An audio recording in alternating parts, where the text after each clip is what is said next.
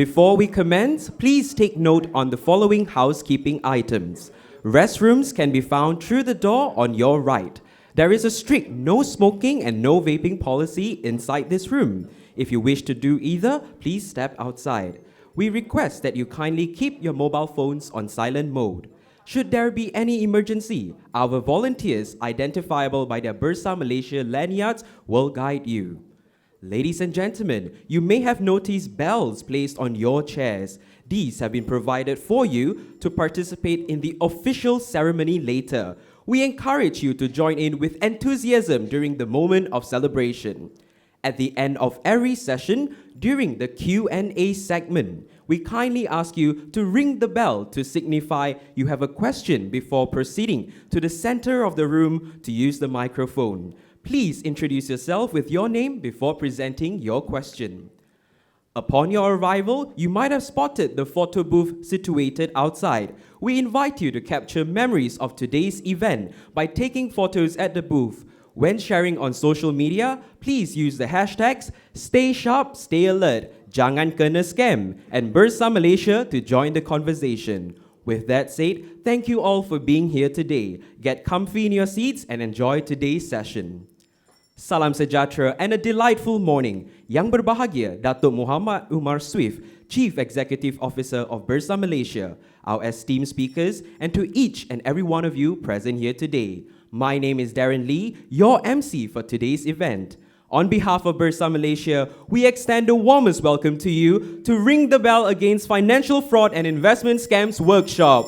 Thank you for joining us here at the Exchange. Now, without further ado, may I have the honor of inviting Dato' Muhammad Umar Swift, CEO of Bursa Malaysia, to grace us with the opening address. Ladies and gentlemen, please put your hands together as we warmly welcome Dato' to the stage. Thank you, Darren. Ladies and gentlemen, a very good morning and welcome to the Exchange. Ring the bells.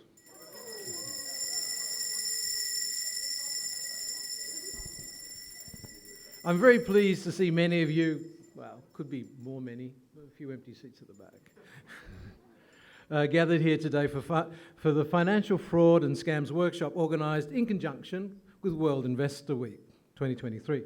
For those of you who may not be familiar, World Investor Week is a week-long international campaign spearheaded by the International Organisation of Securities Commission, or IOSCO, in collaboration with the World Federation of Exchanges, WFE. We do like our acronyms. This event is held each year in the first week of October. The Financial Fraud and Scams Workshop is a part of Bursa Malaysia's Sense and Sensibility program, whose objective aligns well with the visions set forth by IOSCO to raise awareness about the importance of investor education and protection.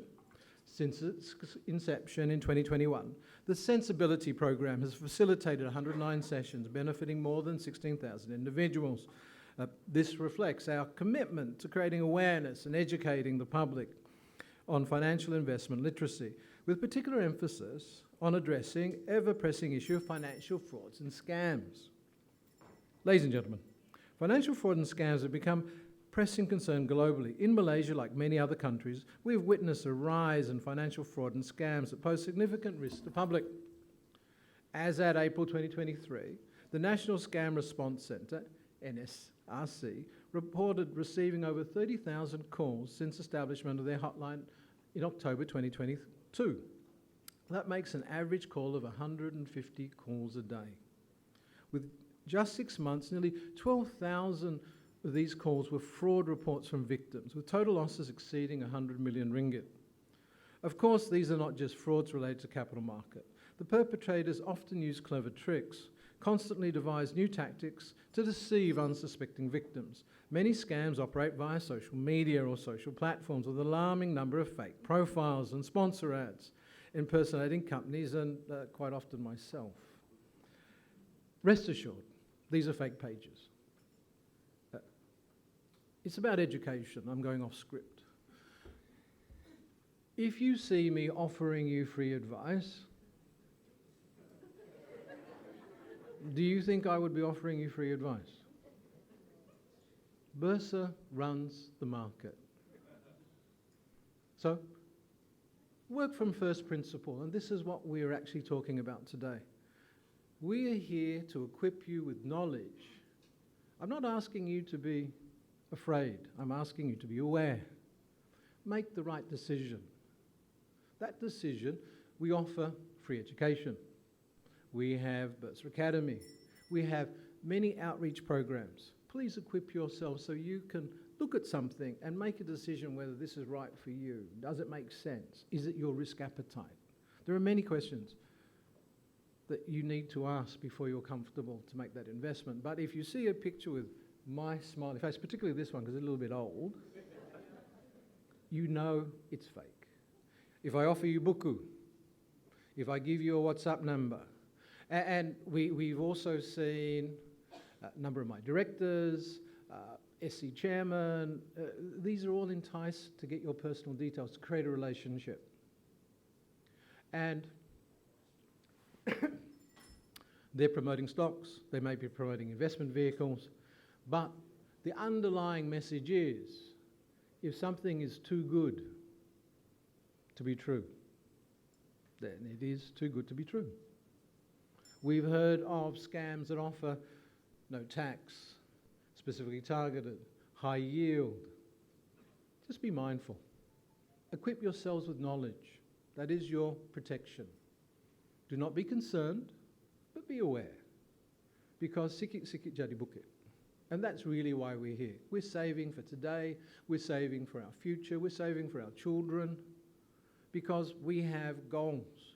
And one of those ways of achieving it is, of course, investing directly in the stock market. Now, as we commemorate World Investor Week 2023, Bursa Malaysia will be joining, other markets on the opening at 9 a.m, so I'm going to be very quick, to ring the bell for financial literacy. Our session today has been carefully curated to provide you with essential knowledge. And I'm privileged to have speakers from the National Anti-Financial Crime Centre, the Royal Malaysian Police and the Securities Commission with us today to share the invaluable knowledge and insights on a panel titled Navigating Evolution of Cybercrime. Their presence today underlies the importance of this workshop and the need to gain knowledge. Before I end my speech, and I do encourage you to start picking up your bells, is let us move from hesitation and fear. We're here to equip so we can boldly invest for our future. And on that note, because I've now gone over time, to all our guests, thank you for joining us here today, and let us grab our bells. Darren is now going to tell us to all stand up to ring our bells.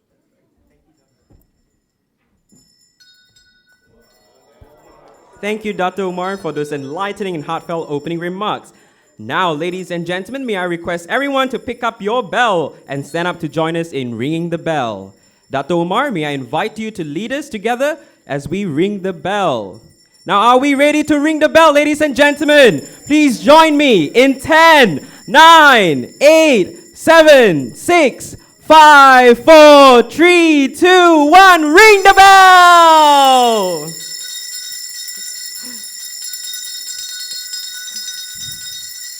Smile for the camera. A profound thank you, Dr. Omar, for officiating this significant event. Dr. Omar, Management Committee, ladies and gentlemen, please continue to remain... Thank you, everyone. Kindly settle into your seats as we commence today's session. Ladies and gentlemen, let's delve into our first session for the day, a topic that is both timely and imperative in the digital age as we navigate through. I am thrilled to invite Ms. Dominica Chin, Senior Vice President and Head of Group Strategic Communications, to the stage. She starts today's session by outlining the landscape on scams and dive into the topic of staying alert against fake social media scams. Ladies and gentlemen, would you please join me in welcoming Ms. Dominica Chin.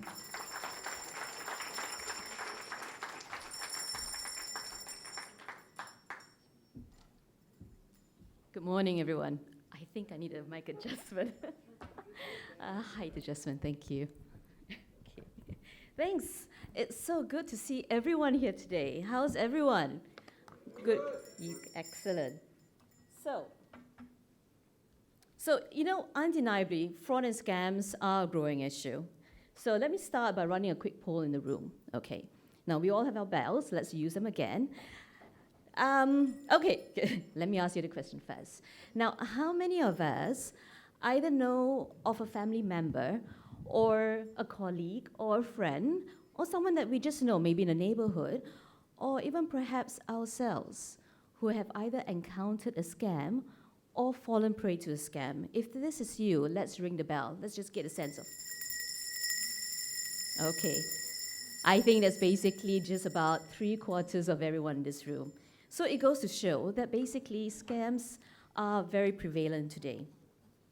And this is why we're here, to basically share some tips and how can we protect ourselves against this, right? Thank you. Okay, let me try this. Yes, that's better. Okay, let's take a quick look at some news headlines, that we've seen just around in 2023 alone. As you can see from there, starting from January, we have a Form 6 student who lost, what was that, almost over 22,000 in a investment syndicate. We have an engineer who lost a couple of million in a Macau scam. There's also those who have gone through Telegram and have lost, who's this now, almost 60,000.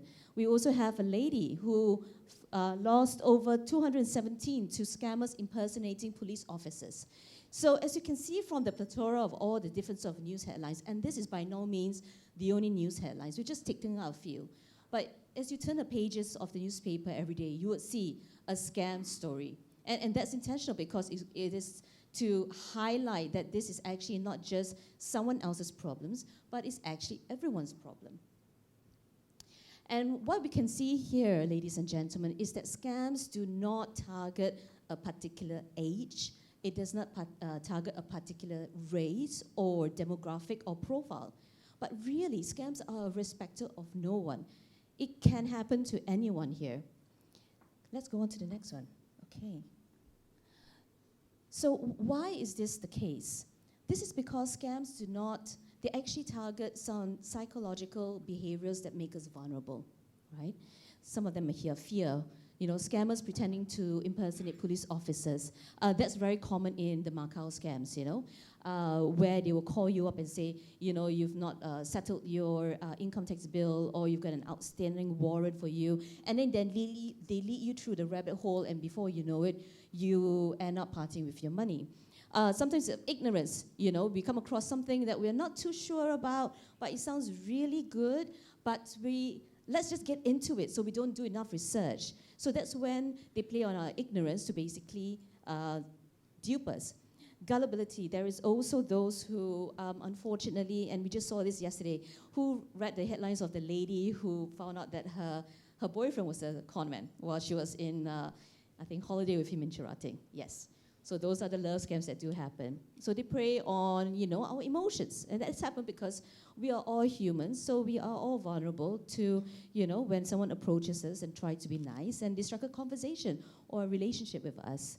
Greed. Now, this is very typical, especially when it comes to investments. They give you a promise that's too good to be true. Invest now and you can reap about 10 times, in the next 2 weeks. Now, come on, we all know that's not going to happen, right? Okay, or even FOMO, fear of missing out. So they will say, if you do not take advantage of this scheme now or this opportunity now, you will miss out. So very often, this is what scammers do. They prey on greed, they prey on our emotions, they prey on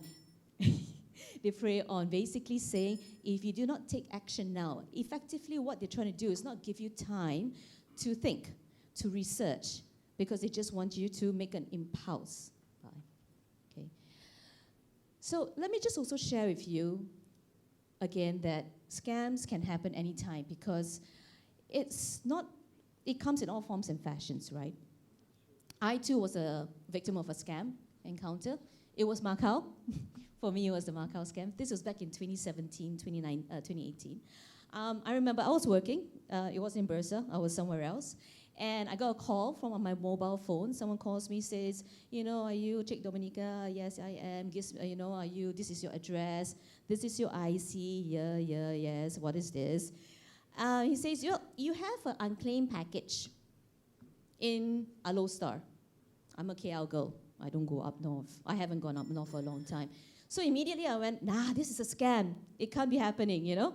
So I was very confident. I said, yeah, okay, yes, I understand this must be a scam because I've never been there. So you know what? I told the guy on the phone, I am going to make a police report, you know? And he says, okay, bye, Tuan. Let me connect you to the police station. You can lodge your police report now on the phone. And I was like, wow, this is amazing. You know, our enforcement agencies are speaking to each other. The systems are linked. Better still, I don't have to go to the police station, you know, and take a queue. So you can see how from very confident, I was very sure there was a scam.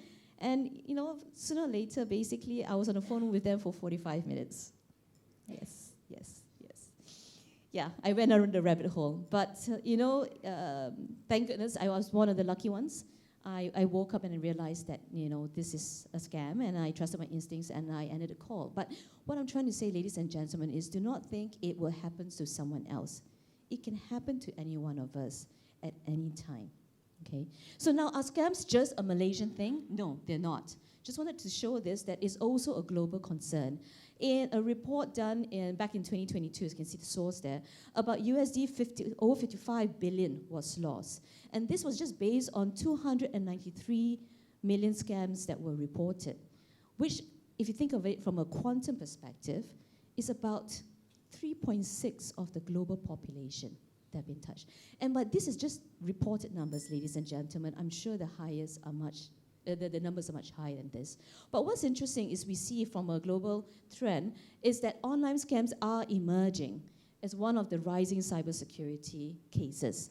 And in terms of overall crimes. So just over the causeway, our neighbor has it. Singapore, about 44% of the total crimes are on cyber. And that's why later on we have got a panel session and with our panelists as well as with the banks to talk about this. United Kingdoms, you know, even developed nations like United Kingdoms, 31%. Russia, 23%. Now over in Malaysia as well, just yesterday we had headlines where the police shared latest statistics. And it shows that among all the different kind of scams that are happening in Malaysia, the top 3 are e-commerce or online shopping. Now, all of us likes to do online shopping. It's happening. You can see it here. Bogus scams and investment scams. But you can see that actually e-commerce scams are taking up over 3 times of the rest. So that, ladies and gentlemen, tells us the scammers know where to hit. You know, they will basically take the most interesting thing that's interesting to you, and they will look for ways to basically try and, you know, reach out to you. So I won't go into too many details because this will be covered by our different speakers later. Okay. Yeah, I mentioned, so there are all these kind of different scams. This list is by no means exhaustive, but it goes to show that they are very innovative and they will do anything. Okay. What I wanted to take a little bit of time for the next couple of minutes is to essentially touch on investment scams. And that's because all of us here, you are here because you either trade with Bursa Malaysia, you're an investor, or you're interested to invest, and hence why you're here. So one of the things that happens when an investment scam takes place is there's some signs. Sometimes it can be a totally fictitious investment. It doesn't exist at all. They come up with something, and they put up a poster about it, and they send it to you via WhatsApp. Before you know it, who likes to forward WhatsApp messages, right? Every one of us does. We wake up to a million of that every day. And so then this just goes round and round and round, and then, you know, people just part with it. Or sometimes the investment is legit and exists, but the persons, the agents, are scammers.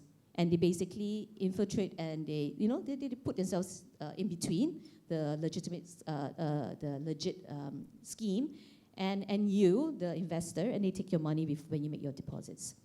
Or even better, they pretend to be from the organization itself. So how can you tell if it could be an investment scam? On the right of my side. So they either call you or they reach out to you very frequently. They're basically pestering you, harassing you, because they want to basically just get you to make your deposits. you get a call out of the blue, and as Dato' Umar said, if it's too good to be true, it usually isn't true. Or even better, they ask you to keep it quiet. They say, this is just for you, don't tell anyone else. You know, because sometimes the more you talk about it, the more you will actually get advice from your friends. They will say, are you sure? Don't you want to think about this a little bit more? Yeah, okay. So I thought I'll just give you some examples, right, in case you do come across it, of some investment scams that have used Bursa Malaysia. Okay. So these are some of the... Okay, so let me just pause there, right? Okay. Sites are a little different. But, so effectively, they use logos, right? They like to use a lot of logos. Sometimes it's not just Bursa. They will even bring in Maybank. This one here has got the Jata logo. We've got Bank Negara, Sirim. They even set up Telegram groups, you know, saying that they're from Bursa Malaysia. There was another one where they said, oh, I'm representing Bursa, and this is the investment scheme. And to legitimize themselves, they even doctored an employee tag, if you can show the next one, thank you, an employee tag with this. So scammers will go to all means, you know, just to get you to believe them. So just be aware. And I think the main thing is, if you're not sure, just reach out to us. Yeah, we're here. Okay. So yeah, some of these are the common catchphrases used by scammers. You know, effectively, there's a bonus if you sign up now. There are only 2 slots left. Don't miss out. Everyone has signed up. Why aren't you signing up? Or even better, they themselves will use themselves as proof by saying, I have earned just X amount in the last couple of weeks. Don't you want this as well? Yeah. Okay. So just keep a lookout when you hear some of this. Now, from that, we also see that there is a trend where a lot of these investment scams are moving online into social media. Now, I think just from a quick gauge of those in the room here, most of y'all might either have a Facebook account, maybe an Insta, you know, maybe some with Twitter, or, you know, even TikTok. Yes. Now, we've seen that in Malaysia, we've lost almost more than almost 330 million on social media, whether it's through Facebook and the rest. And this is an increase from previous years. So let's just be mindful of that. We just wanted to also indicate that this trend is something that we're seeing in Bursa Malaysia alone, based on inquiries we've received through email or walk-ins or calls that have come to us, where in 2021 we saw that a lot of the inquiries about scams was effectively on things like fake letterheads, on is this job, are you actually offering this job? So there were a lot of them who were on offline sort of methods. But over the years into 2022 and even to 2023, we are receiving a lot of inquiries saying, is this your Facebook page? Are you actually offering books, you know, with tips for us? Is this your Instagram where you are actually asking us to join a group? So the trends are the same across. And this is why we wanted to share with you, these are the different sort of scams that you may have come across. So they will either impersonate the exchange, the organization, or, you know, Dato' Umar, you know, but the real Dato' Umar is here. He's not the one here. Just go to the next one. I wanted to draw your attention to this. It might not be as clear because of this, but you can see there are basically 2 Facebook profile pages, both using exactly the same name, Bursa Malaysia Group, but with slight variations. So on this side, this has used a 0 compared to that. So these are some of the things you need to look out for when you come across a Facebook page, okay? They will even go into, some of them will have descriptions like this that says, oh, we are listed in Switzerland, United States, Mumbai, and all at the same time. Let's do a little bit of research, yeah? Or they will even give you in terms of when the date was set up. So if the date, if you see it as a very recent setup, then you know it's someone who has just decided to set the page up because they, you know, decided to run a nil money scheme. And again, some different examples of those impersonating Dato' Umar. Again, same thing, 2 different pages, exactly the same name, same spelling, but again, different variations. We do have this on our website, Bursa Academy, so you would be able to see the details. It's a little bit faint here. We do apologize because of the lights. But you would see sometimes the date setup is, they changed the date name, or the creation name. The creation name could be Zorthi, set up in 2022. And then in April 2024, they changed it to Dato' Umar. So these are kind of some of the background checks that you can do on this. We also wanted to reach out and let you know that there are a lot of sponsored ads, and they do this intentionally. So sponsored ads require a little bit of money, and the scammers are putting in a little bit of money with this. But what they're doing is they're luring you. So you might see this on your reels or your feed, your videos, and this is some of the examples. Dato' Umar is giving you free books here. Over here, they're saying, look, we're going to teach you, we're going to give you insights on how you can make money in the next 10, immediately.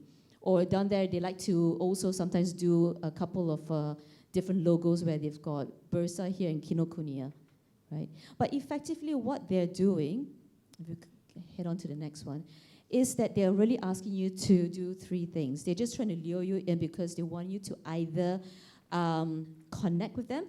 So they'll say, DM me, direct message me, right? Or they say, WhatsApp me. Or they may even ask you to download an app. Or they say, just download a form and I'll connect with you. Effectively, all they want to do is they're sending in a Trojan horse, okay? So that when you do this, when you give them your details, when you give them your number, they can start talking to you. They can start pestering you. They can start asking you they can start making friends with you. They can start asking you to give them your personal information. So that is effectively what they're doing, and then they'll lead you down the rabbit hole. So just be aware of this.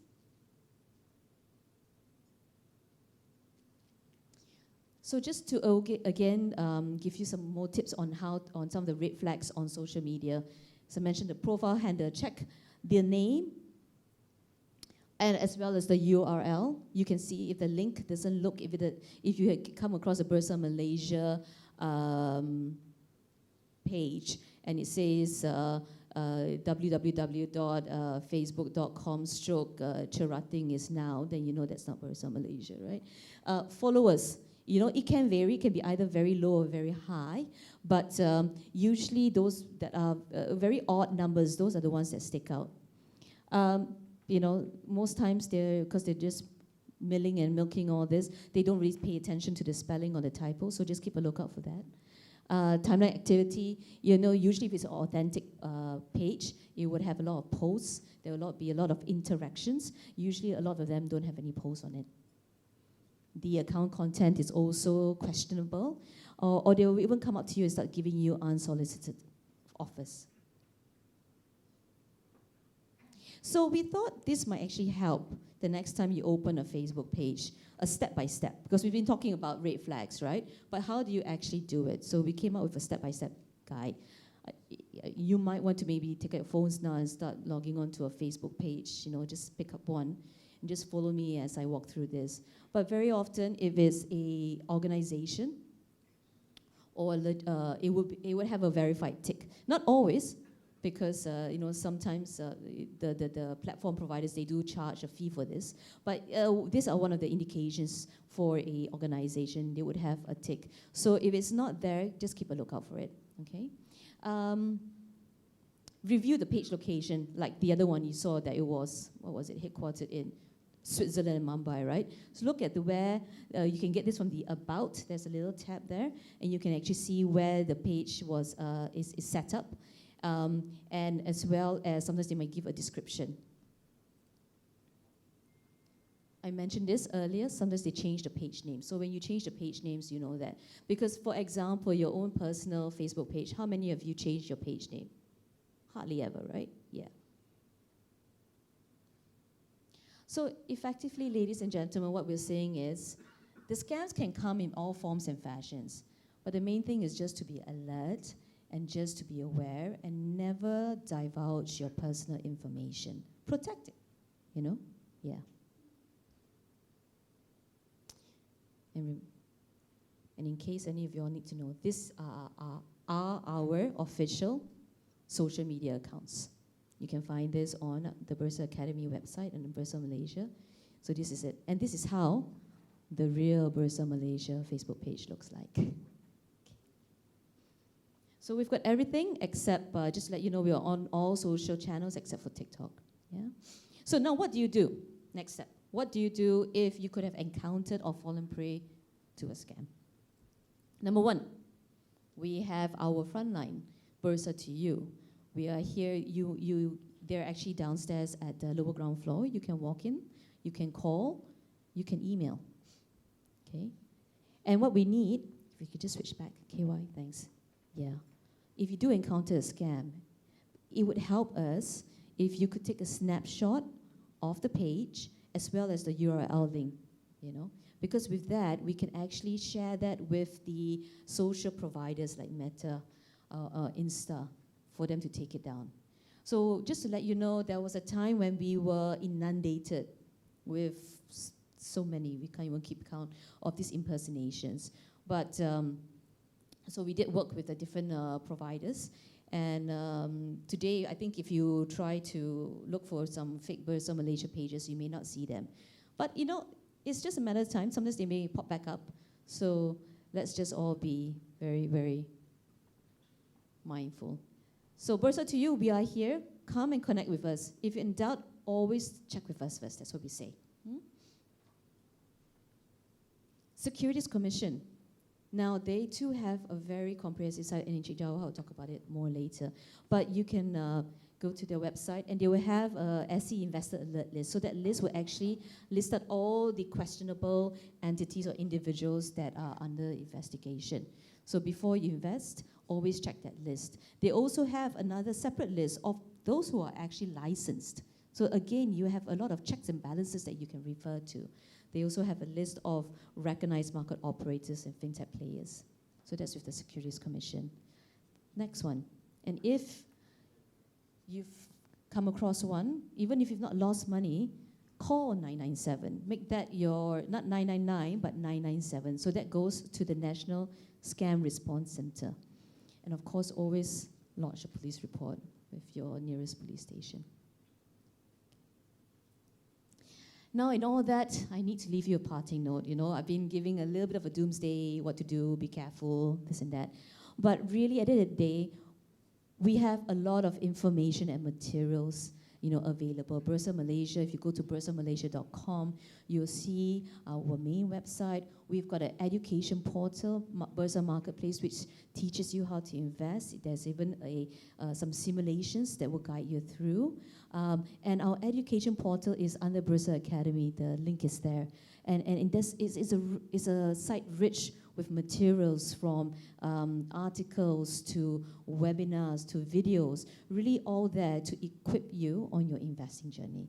And so with that, ladies and gentlemen, I'd just like to say thank you very much. Stay alert, stay sharp, jangan kena scam.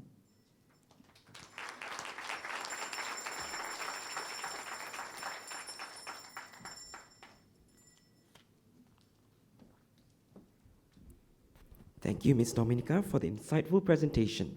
Ladies and gentlemen, are there any questions for Ms. Dominica? No? All good. Now, ladies and gentlemen, up next is a pivotal discussion steering through the intricate web of the evolving cybercrime landscape.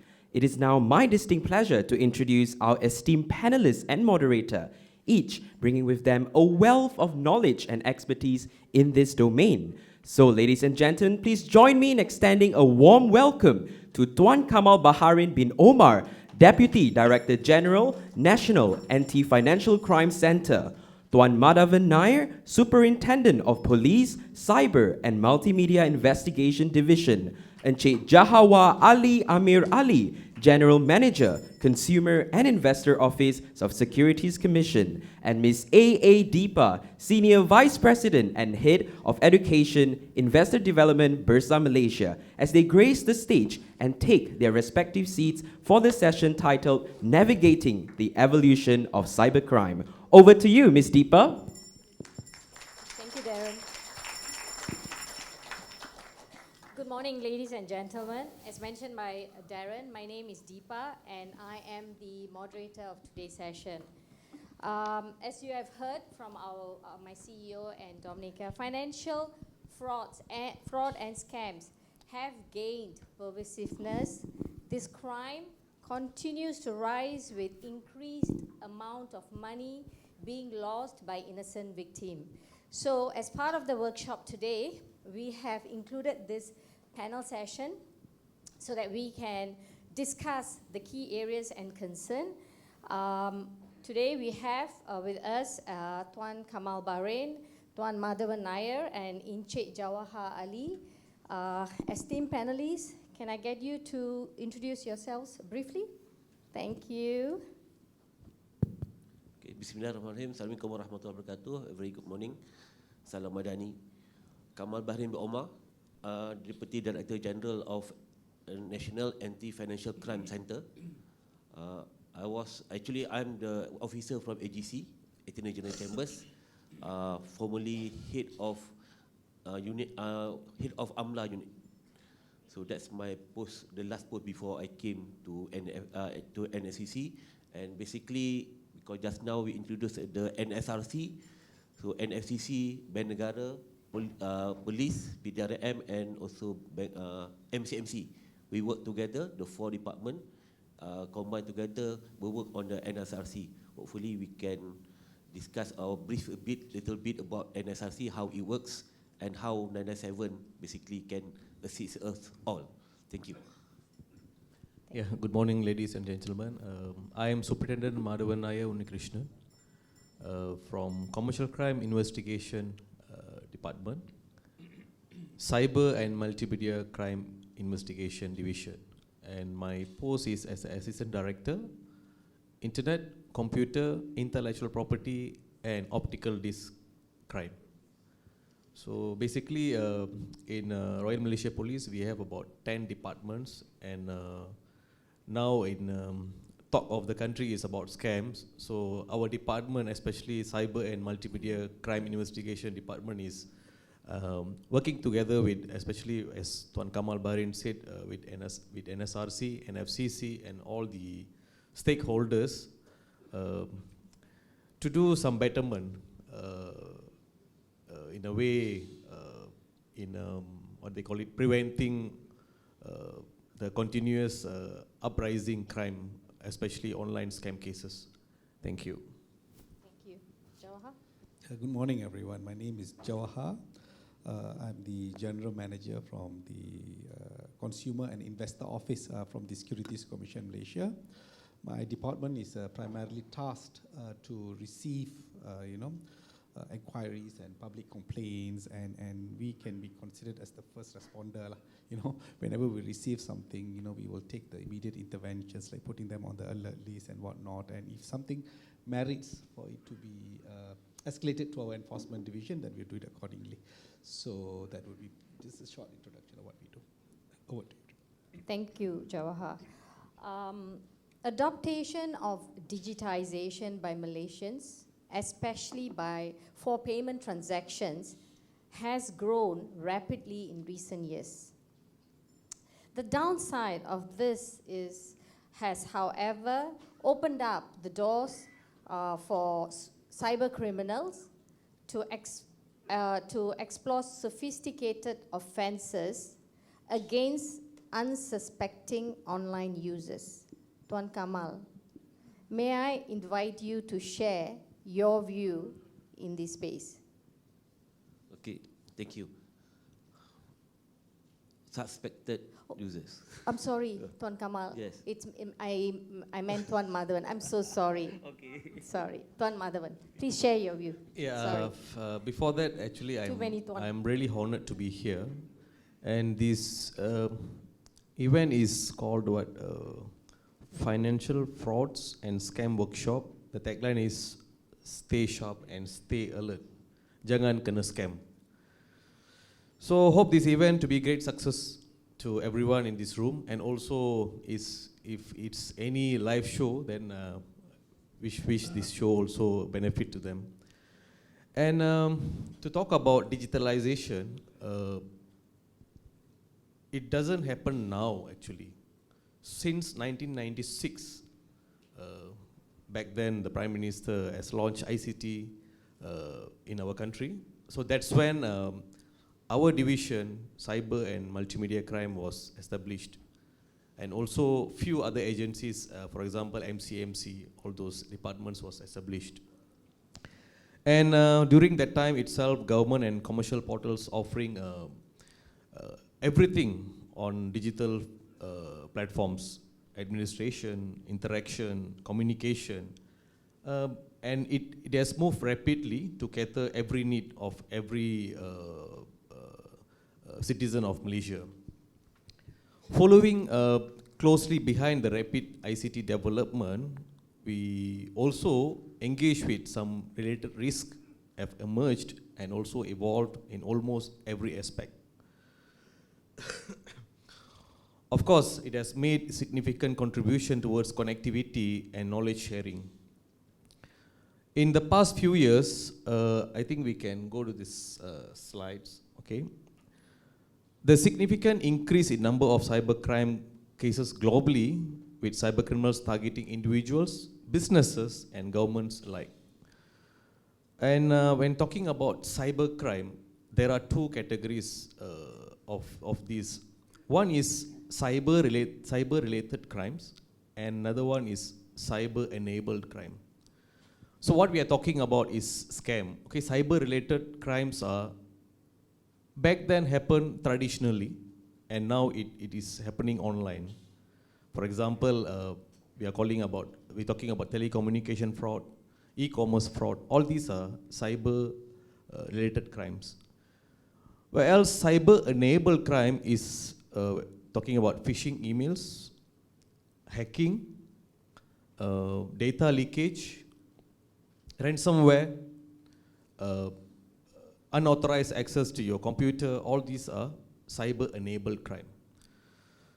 In past few years, there has been significant increase in the number of cybercrime cases globally, because we are in cybercrime investigation department. We attend international level workshops, conferences, and recently I went to Singapore to deliver a talk and participated by 14 countries.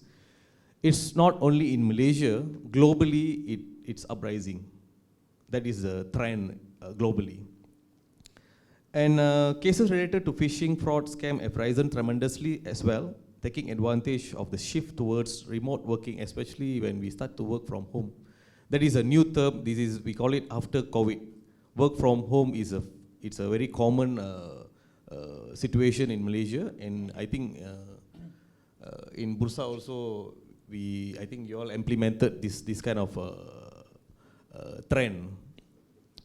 With regards to the current situation and trend of cybercrime in Malaysia, it has been reported that Malaysia suffered losses amounting to 4.43 billion from cybercrime fraud cases since 2018 until September 2023.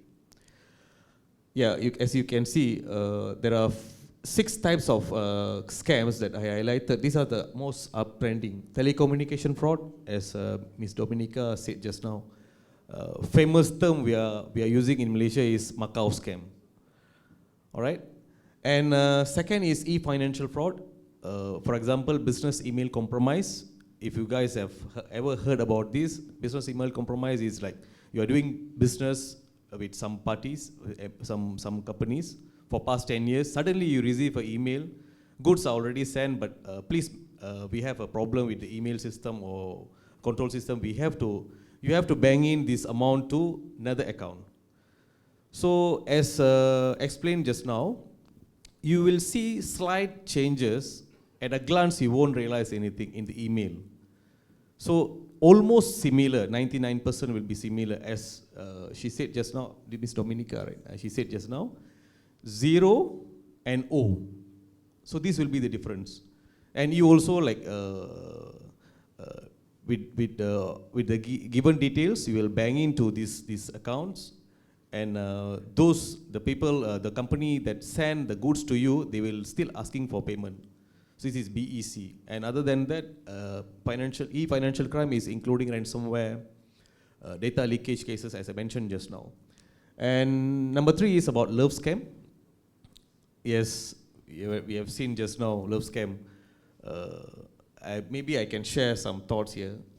When I was working in Pahang, Kuantan, one of the officer came to approach me. He said his niece, I think his niece fall into this trap, and he brought his niece. So he asked to tell what actually happened, and explain to her this is a scam. And when I explained to her, she is telling, you people are jealous with me because I have a Marsale boyfriend. So these people don't allow me to get married to a Marsale, so these people are jealous with me. So because I recently found a white guy to be my boyfriend. So until that extent, so we have to explain to them, make them understand. So this is the actual situation. And talking about love scam, not only the victims are also professionals. And recently we received reports, teachers, bank officers. So these are educated people, and to work in a bank or in financial institution, you must be smart. So sometimes we wonder, you are so educated, you are not stupid, but how come you fall into all this, all right? And talking about e-commerce fraud, this is the highest number recorded, especially after COVID. And next, please. Next slide, please, yeah.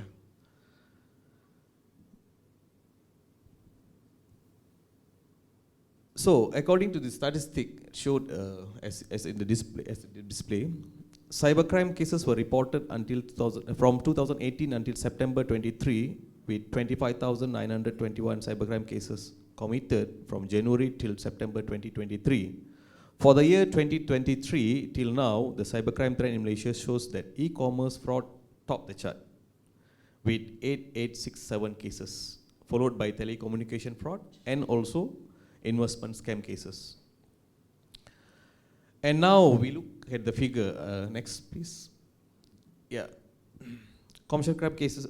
We are in commercial crime investigation department. We don't only investigate cybercrime cases. We also investigate corporate crime, financial crime, banking fraud, face-to-face cheating, money laundering cases, document forgery, and other financial and economic offenses.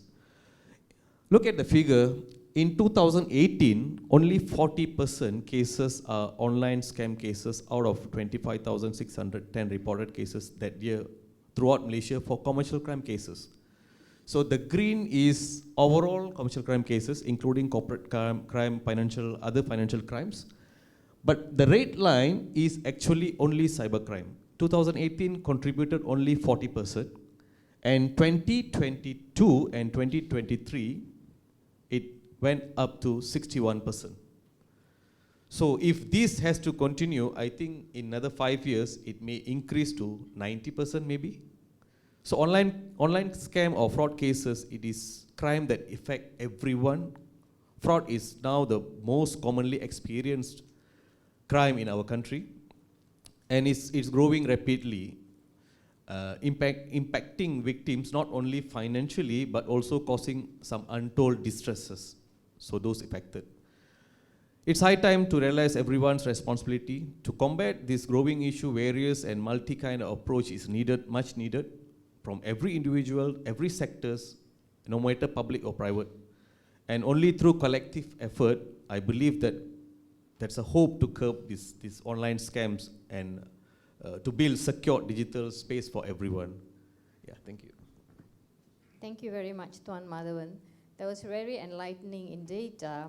Today we learned about cyber-related, cyber-enabled, for me, I think it's very important to be careful. Like you mentioned, since post-COVID, many of us have now used the online space to do a lot of our marketing, Lazada, Shopee, every day. Everyone is doing that. So what is very important, ladies and gentlemen, is to make sure the site that you're entering is legit. Always check, and if you're unsure, check with someone, some good friends or relatives before you get into that space. Okay, moving on, I'd like to ask Encik Jawahar your thoughts on these in this space as well. Can you share your insights, Encik Jawahar? Thank you. Thank you so much. I mean, I have some slides. Maybe you can just flash it. I would just like to start off with some statistics. I think Tuan Madhavan have shared some statistics from the SC's perspective, from the SC's vantage. We've also been seeing an increasing number of complaints and inquiries that we received. As you can see, in the first half of 2023 alone, we have already received about 1,670, which is almost about 60% of what we have received for the entire of 2022. Now, this seems to be an increasing trend, and this is, of course, quite worrying. Now, in terms of now that we're talking about, a lot of these scams are being perpetrated, mostly, whatever that we receive, they're all mostly being perpetrated through online and in the main social media. You see, what we have seen is that the earlier days, we see a lot of these scams being perpetrated through Facebook. See, how they operate is that, you will be, you will see a Facebook ad, and then you will be say, oh, this is an investment opportunity. Do you want to click on it?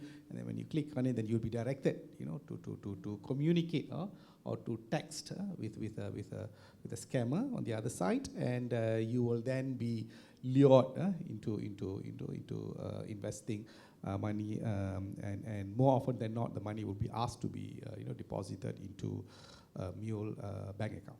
You see. So anywhere I go, and every time I speak about these scams and whatnot, I always tell them this, if it is just too much information for you to, absorb and take back home, there is only one thing that you want to always remember, is that if anyone offers you an investment opportunity, or anything for that matter, and if you're asked to transfer your money to an individual's bank account, that alone is highly indicative of that particular scheme being a scam. So if I say, if it's too much for you to absorb a lot of things, you'll be talking, all of the panelists will be talking so many things. If there's one thing that you want to take back, is that never ever transfer or deposit money into an individual's bank account. So that's one thing that I would like to just emphasize. Now, having spoken about, maybe I can just go to the next slide already.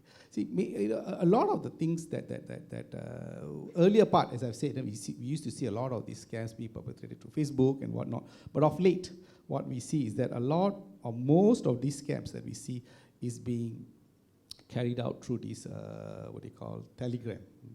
Telegram, and you will be unsolicited, be unwittingly added into some group, and then you will be, and they'll be like, oh, there'll already be about 1,500 participants or members already in the group. But I can say that a lot of these are fake participants, and a lot of the testimonies are all fake. They will post pictures of, I've already gotten this much of money, and they'll show you off with cash and what have you.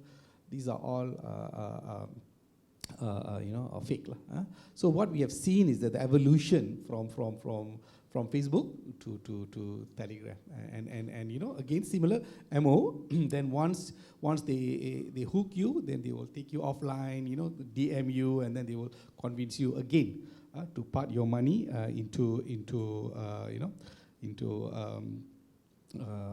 various so-called what they call packages. Now it is not unusual for us to see investment opportunities that goes along the line of, you invest 300 ringgit and then you get 3,000 in the next 2 to 3 hours.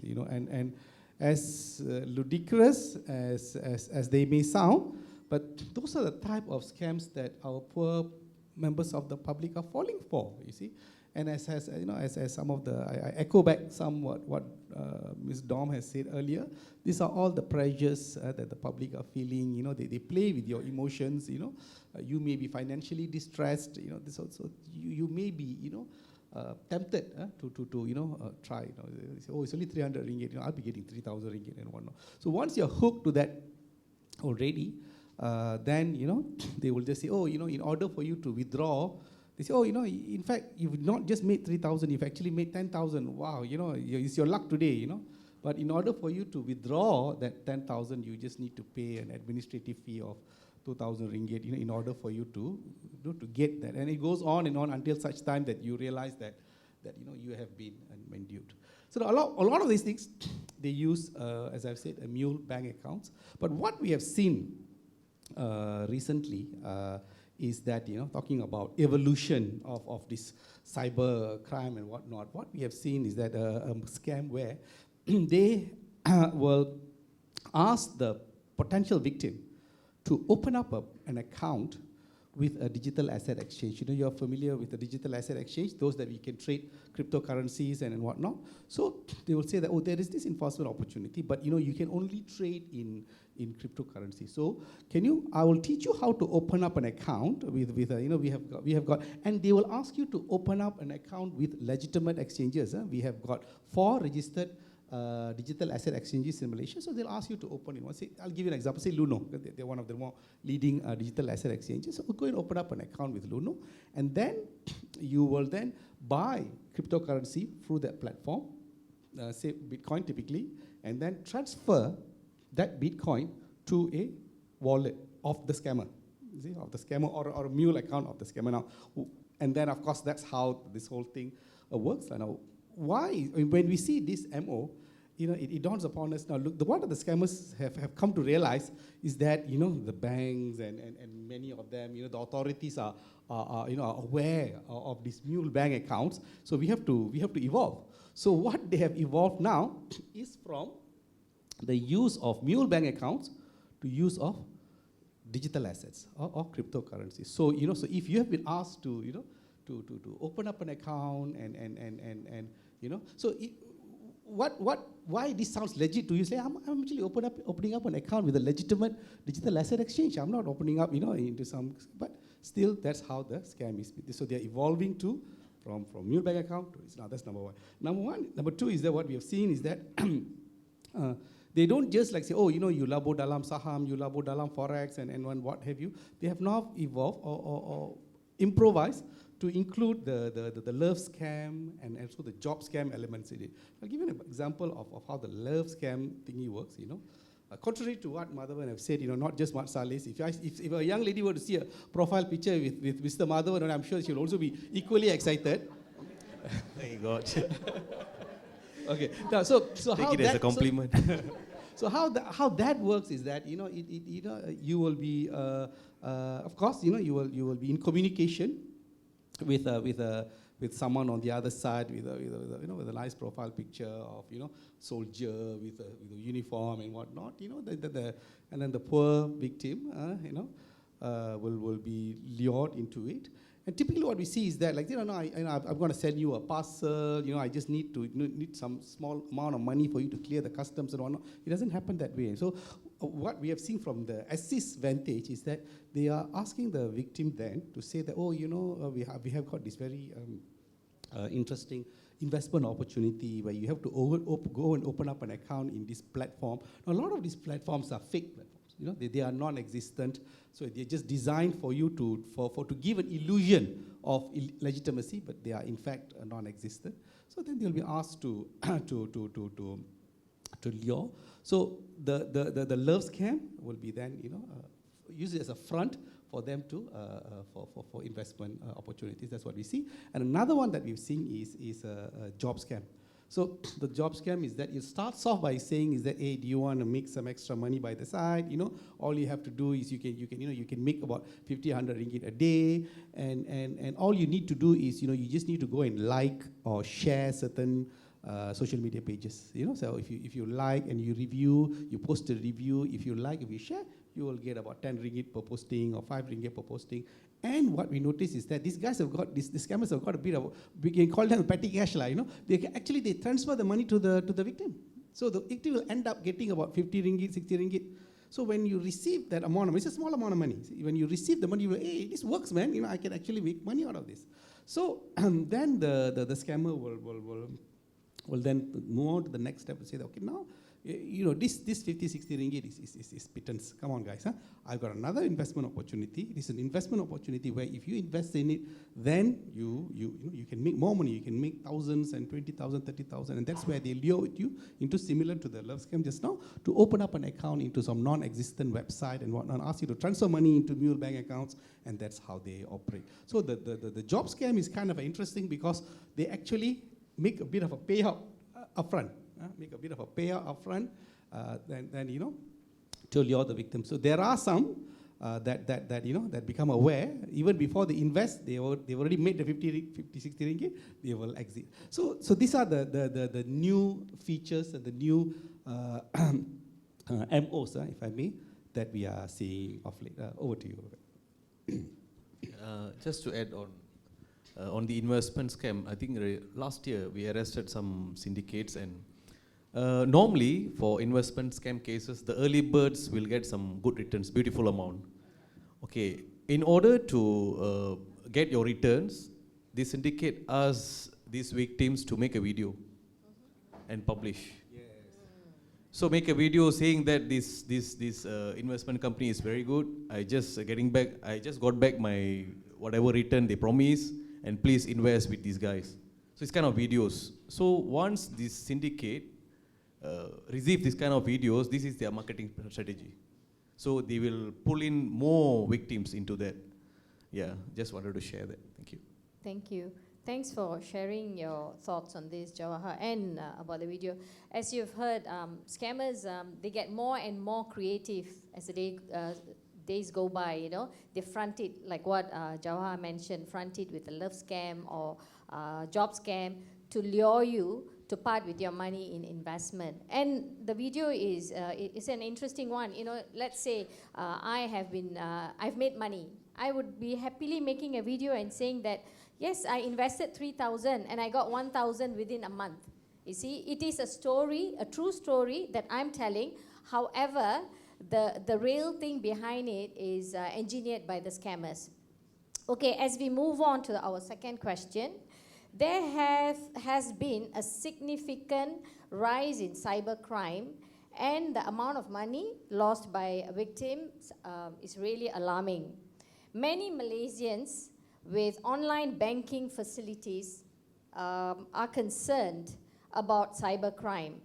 Tuan Kamal, can you share with us today the key challenges faced by financial institutions, and how are they trying to overcome these challenges? Thank you. Okay, thank you. Okay, problem by FI. When we work in the NSRC, the main problem, of course, people complain, they want money back. Okay, that's actually basically the scam. Actually, the people, us, want our money back. Okay, even though it's our mistake. Okay, because, for example, there was a report against Bank Islam Malaysia last time, saying that actually they did mistake everything. Then we query. Okay, of course we check with Bank Negara. Please check with Bank Islam. What happened? Actually, Bank Islam says actually upon their internal investigation, even the so-called victim, actually they share the particular information. It's a legitimate. The customer actually conducted the transaction, but when money lost, he make press statement. He failed to disclose the particular facts. So Bank Islam kena lah. Okay, but however it is, the main thing the FI faces is actually how to return the money. Okay, one thing. Secondly, in terms of because of the layering, okay, mule account scam, they move one account to one account very fast. Okay, so for example, I have CIMB, then scam, because of scam I transfer to Maybank.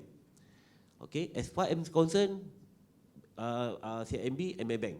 But actually, Maybank, based on their information, actually the money actually been transferred to another bank, RSP, everything. I may be transferred 10,000 to Maybank, but from Maybank, the money laundering system, they layered pecah 2,000 to another 5 banks, then pecah, and then suddenly one of the account we withdraw the cash. So I want my 10,000 back. So the money is there, it's not there anymore. Okay. So that's one of the challenges, how the bank going to do it. Secondly, now the money, can the bank hold the money? If, for example, we work in as NSRC, okay, basically, currently the bank actually assess together with us. If the money still in the system, in the banking system, even though third layer, fourth layer, they will hold the particular amount. Because in our contract, when we open our account, there's a contract, if anything suspicious about it, they able to hold the particular money. However, how long? So, but they try to assist us at least 14 days. But in order to hold further, police need to seize or freeze the money. But in order for police to freeze the money, or seize the money, basically to hold the money, I need to lodge a police report. Now, yes, I call at 997, but when I was to lodge police report, I may delay another 2 days. So we lost 2 days.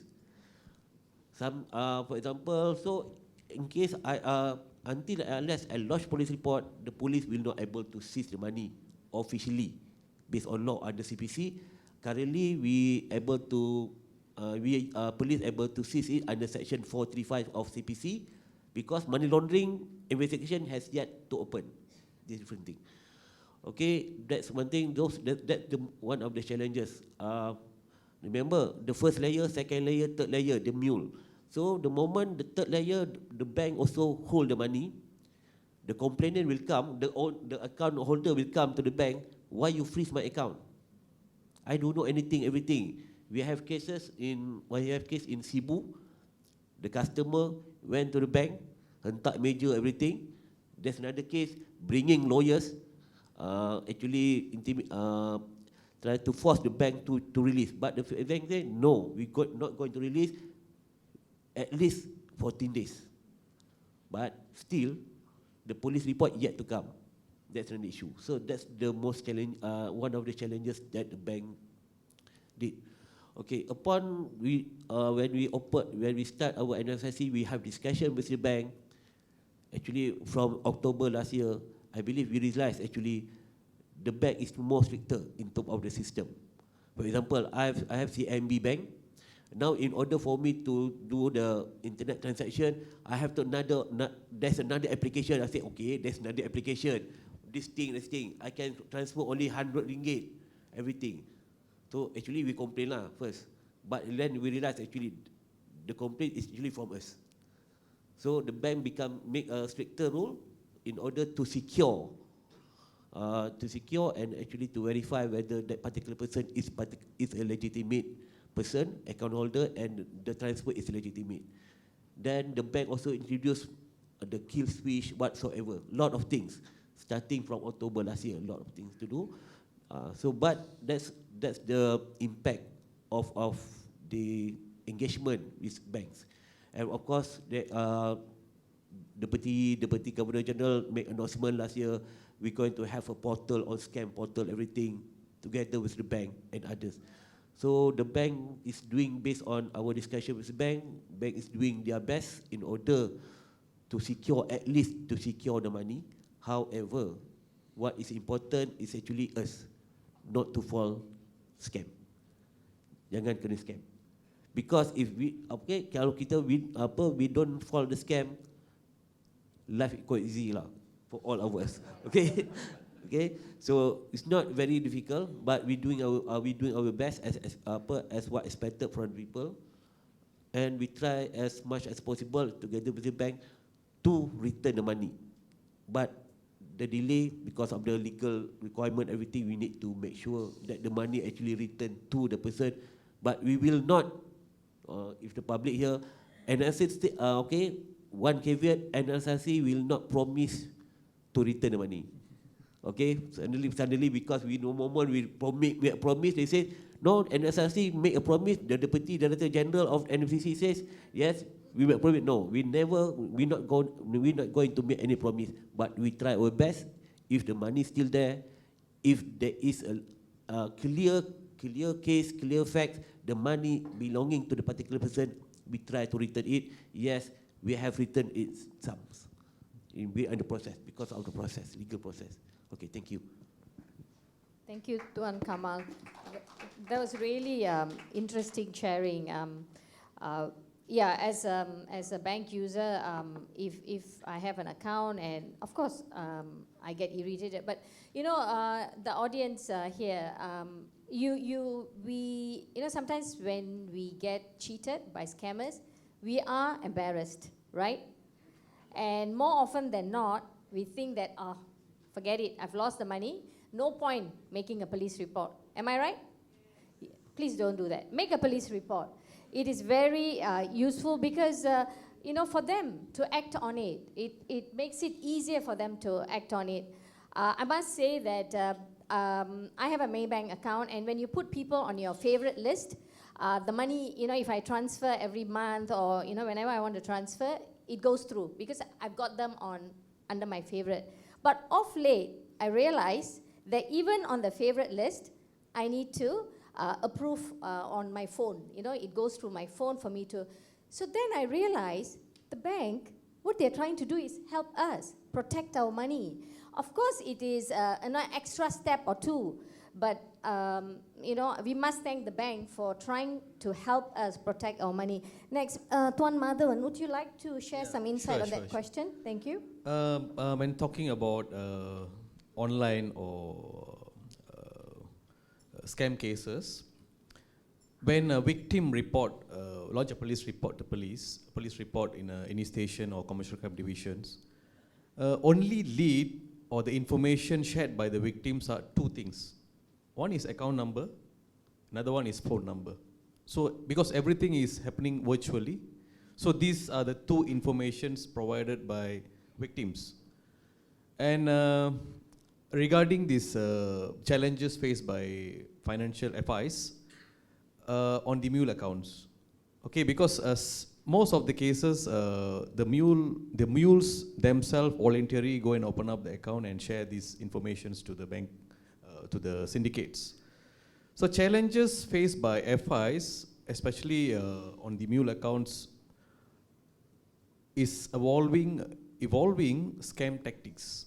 That means like we have engaged with all the FIs and alerted them what's actually happening, because like these mules themselves voluntarily go and open up account. So I think about 5 to 6 FIs, banks, already implemented this, whereby like this victim has to open up a new account. He has to go to the bank, of course, and all the credentials, fill up everything. Those days what happened is like they register phone numbers or mobile numbers given by the suspects or the syndicates. So in order to prevent that, the bank officer, before allowing them to open up the account, they will call immediately to this phone number given or written in the form. So now the tactics by the scammers has evolved, or they are being more creative. They give the phone with the SIM card to the mules, go to the bank and open up account. So if to this extent, what FIs could be able to do? So that is one of the challenges. Second thing is customer education. So awareness is very important. As we are talking now, the most important point is awareness. And next is identifying fraudulent transaction. Let's say a victim or any person go to the counter or doing any transaction, and most of the transaction nowadays happening online. So bank officers, like those days, we advise the tellers at the counter to ask, do some KYCs. But now in digitalization space, it's already online. So how to verify which is the fraudulent, which is the real transaction? That's another challenge, because we can't following a customer or anyone 24/7. So that is another challenge by financial institutions. Another one is cross-border scams. Scammers often operate from across borders, making it challenging for FIs to collaborate with authorities from abroad. So because like our domestic law and their domestic law maybe won't allow to share informations. That is another challenge by FIs. And data security. Protecting customer data is crucial, and data breaches is always happening. And we also like involved in some data leakage cases reported by some FIs. Of course, we cannot mention the names. So always check who are your vendors. So normally, when talking about cyber-related crime or cyber-enabled crime, it goes back to human error. So you check back who are the vendors. So like when you change another vendor to another vendor, so that is you open up the floodgate so for the data to be breached. And talking about regulatory compliance, okay, you make more conditions to the customers to open up account, they will jump to another bank, which make their life is easier. So that's another challenge when it comes to FIs. And other than that, digital banking and also cyber-enabled crime, because we always have to remember, scams doesn't stop there. The moment you share information, the moment the scammers or the perpetrators ask you to install some apps in your phone may be already mirrored. That means like what you can see, they can see.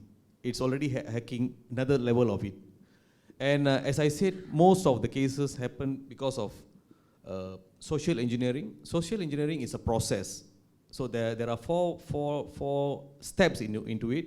One is the perpetrators will investigate you, identify the victim, gathering information. Second is they will hook up with you, deceiving the victim to gain a foothold. Fourth is they play around. Play around means they might already install a malware, malicious software into your gadgets, and quietly they will steal information. And final part is exit without trace. You wouldn't know that that's a malware in your system or gadgets, but quietly they will exit, and whatever information you stored in your gadgets, it's already with the scammers or hackers. So most of the cases happen because of social engineering. So that's why I always believe customer themselves, they are the best defense. And to talk about measures or efforts done by banks or FIs, as Tuan Kamal mentioned just now, they have already introduced kill switch option and one device policy. And also, those mules already blacklisted or freezed by banks. Let's say the case is already settled, prosecuted, and they already not more under investigation anymore. When they want to reopen the accounts, banks put strict conditions.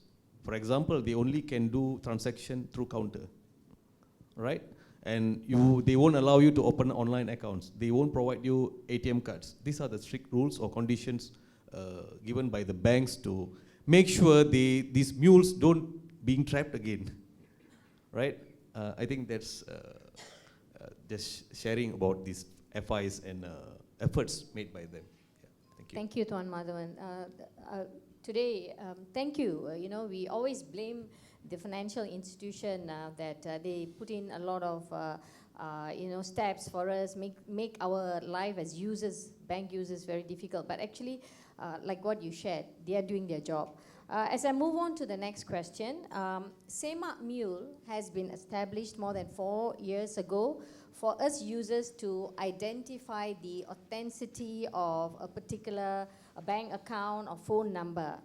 Tuan Madhavan, can you please share with us today more information about Semak Mule? How many of you here in the audience, you know what is Semak Mule? Ring the bell. I saw 4 hands going up. That's very sad. That's very sad. So please share with us about this app and whether it is being used extensively by the public. Thank you. Can share the slides on the Semak Mule, yeah, correct. As part of Royal Malaysian Police initiative to assist the public from becoming victims of cybercrime or scams, we have developed a Semak Mule portal. This is an in-house software or portal we have developed, because in our unit we have software engineers. We develop ourselves. We don't go to vendors.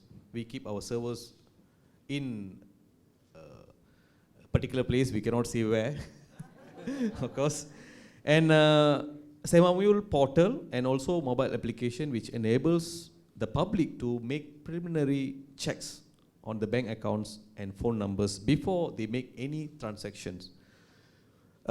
Any reported cases, for example, the cases reported yesterday, so everything will be keyed in by investigation officers from the districts into the system. And the whole bank accounts and phone numbers being reported yesterday, it's already in Mule today. So it's an automated system where we link this our police reporting system and also the Semak Mule portal linked up each other. They share information, which is automated. And by this, the victim or the public can do their due diligence before make any transactions. So talking about the figure, how much it's being used by public. Since 2017 till September 2023, total visitors are as much as 23,172,797. Definitely this portal is helping public to not become the victim in online cases in any way, maybe in anywhere. So because, just to share with you, Malaysia is the only country share this information to public. Because it's already high time to realize that, we have already realized that keeping the information within us doesn't help anything. So just share with public. And we have, of course, on the legal side, we have discussed with our AGC, Attorney General, about this, and we are allowed to share this information. Because when you go and just SEMA any account numbers or check any account numbers, only thing that will appear whether this account number is is reported or not. That's all. So we are not sharing any personal credential, just saying or just notification to the public, this account being used by scammers. So automatically it's preventing from using this account to or making further transaction. Yeah, I think this is a very efficient or successful portal to the public. So we hope more people use this kind of portals to make your own due diligence before make any transactions. Yeah, thank you. Yeah, I think the Semak Mule portal is very useful. You know, if you are not very sure, just go in there and check. Just one question on Semak Mule. Are you coming up with an app? Yeah, Planning? yeah, You already yes, have, right? Yes, right. See? Mobile app. Download? Yeah. I think it's very useful. Okay, as I move on, we've heard the speakers mentioning about Mule account. One of the contributing factors for increase in online criminal activities is the existence of Mule account. Unsuspecting individuals tend to share their account to scammers by providing their bank details. Are these accounts on the rise, Tuan Kamal, and what is the modus operandi of the scammer in relation to this? Can you please share with us? Okay, I think in terms of the numbers of the Mule account, I think we can look at the slide. If you can open the slide. Okay, next page. Going down, some more. Next. Okay. Wait. Yes. The last column. Number of Mule accounts suspected. This is the numbers of call that NSRC 997 received since we opened in October 22. Look at the fourth row number. In October 22nd, we identified 1,797 Mule account that we identified based on the report. The report that we received, NSRC received. Look at the increase. 1,700 to 3,200, 4,000, 3,007, 4,000 plus, 5,000, 4,000, 4,000, 4,000, 4,000. So August, 3,000. So that's the number of mule account that we identified at NSRC 997 only, not from the other JSKJK report, everything. So it's increasing. Okay.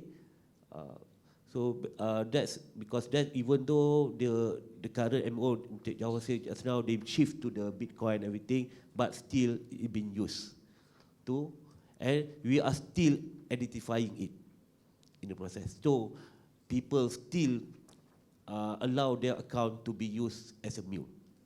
Okay. In terms of the top 3 scams stated just now is job scam, e-commerce, and Marco scam. I believe yesterday in Star, Pengarah JSJK have a report the number of job scam and the MO. One of it is the e-commerce. Okay, so how we going to handle the mule? Okay, one of it, the action is, as Superintendent just now said, after we identify we close the account, the people going to open the account have a difficulty because restricted. But still, FI facing problem, complaint from people because initially they didn't even allow to open an account. Imagine if, for example, my daughter want enter government service, they have to have an account number to receive gaji, but cannot open an account. So that's why then we discuss back with the bank. Okay, allow but restricted in terms of their transaction whatsoever. At least you open, so go back to the initial stage. So may not necessarily all the time. Maybe we give 6 months, 1 year. But certain bank actually still they disallow to open the particular person to open account in their bank. Okay, that's one thing. But our main concern, how we going to stop? As Superintendent said just now, how they open it. Okay, the MO, based on investigation that I based on my experience as DPP, my head of AMLA last time. One, if individual, one thing is quite, not to say quite easy. It's quite easy because the moment we arrest the particular person, the police arrest us. Do you know? Yes, actually I sell my account, or actually hand over the account I open. I hand over this account to the particular person. I may receive 50 ringgit, 100 ringgit. Some of them actually sewa the particular account, rented. They have 500, 1,000 per month, depend. So the police arrest easier, but company mule account. Okay, we have seen company mule account. The moment the money came to the particular account, the police come in. Okay, please justify this particular amount based on information, investigation. That particular amount actually from victim, but they able to prove that no, this particular amount actually from legitimate transaction, legitimate business. So they have all the invoice, everything. So we start. Because based on the tracking, it seems, we believe, reasonable suspicious, reasonable belief that actually from the scam. However, the company says no, it's a legitimate account. They put invoice, everything. Now the police have to further investigate whether that particular invoice is legitimate or not. Now to check, okay, we have business with whom? To is A, we have to go to A back, to B, to C. Because for us, as a DPP, evidence, cogent evidence, strong evidence to prove. So it's not easy involving the company, but it still happens. We have discussion, of course, we try to say advise actually discussion with the bank pattern. For example, remember how many accounts that we have? Lots. So how bank can actually look at the pattern? For example, I give, maybe kita cakap senang lah. We get example. Last time when I was student, I have account, I receive only for beasiswa only. But the student account, being used account, they receive 1,000, 2,000, 3,000, but the frequency. masuk, deposit, withdraw, deposit, withdraw. So the pattern, if we look one by one, the pattern becomes suspicious transaction report because STR is about the transaction, not about the amount. Okay, KYC, know your customer. This particular account belong to student. How come lot of transaction come in, come out? Okay, so that's the pattern. But are the bank able to do it? Okay, company. Okay, we have an investigation, but investigation that actually I personally look, company involving business at Bukit Bintang, for example, that case Bukit Bintang, the legitimate business, selling woman attire, everything, but that particular company, the business of the particular company actually been closed in 2011, but the registration, the business is still valid. The money still come in, come out, but there is no business anymore. So what happened? Because then we ask SSM, are you able? Why you unable to detect? How we going SSM to detect that particular company? Because how many officers they have to go to Bukit Bintang to check one by one? That's one thing. So that's how it works. One of the MO that works. So until and unless we have information, we go and check to the ground. Oh, company, for example, this fashion, Bukit Bintang, lot this thing, they went to the particular place. Okay, why that's not, the business is not there anymore? But why the registration of the company is still valid? Why the money still come in, come out?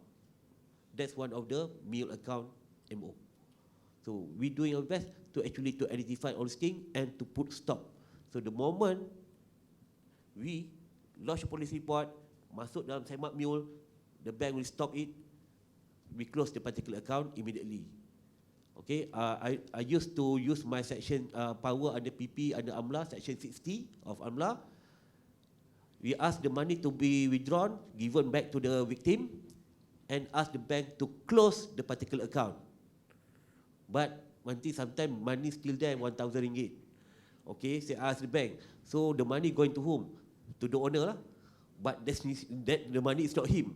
Nasib lah, rezeki dia. But we need to close that particular account. But we try to make sure that actually we will not benefit the particular amount. Okay, thank you.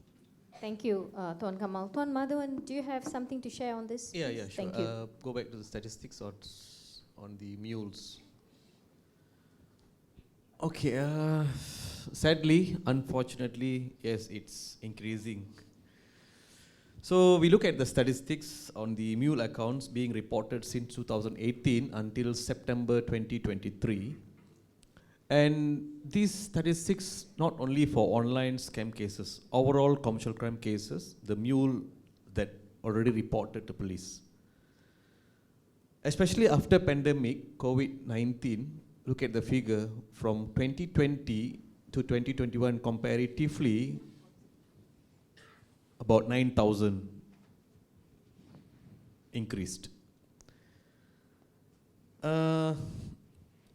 Significantly, as in the slide, earlier slide just now, e-commerce investment scam in uprising. I think this connects that, right? And of all the efforts we have done, awareness, prevention, everything, why it is increasing still, all right? Years back, because before 2017, I was working in one of the district at head of division. When victims launch a police report, they don't have evidences. Because those days, I think before 2018, CDM, cash deposit machine transaction, was famous. And they come to station, they launch a police report, they don't remember account numbers. And the receipt from CDM, they throw away or dispose the evidences. So with that informations and victims, they don't remember the account numbers, it's very hard for us to carry on the investigation. And even though the figure is uprising, but I look at it in a positive way, where now with digital banking, the records are there, right? Awareness in the area of important evidence needed by police, public is kind of aware of it and they keep receipts, and because eventually they realize that police need this. And we also, any transaction we have done, we keep track or records on that. And on the modus operandi, it's maybe surprise for you guys. We have arrested syndicates that recruit mules in certain states as a bulk. Of course, with some attractive payments to them in order to open up the accounts, register the syndicate's mobile number and give all the online access to the syndicates. And we have arrested few number of syndicates on these. And of course, when it comes to when Tuan Kamal talking about evidences, of course, these syndicates doesn't relate directly to the scams because they only provide account numbers to the syndicates. And we managed to take action under prevention law, which was exists, yes, I mean, since last year cannot use already these prevention laws, okay?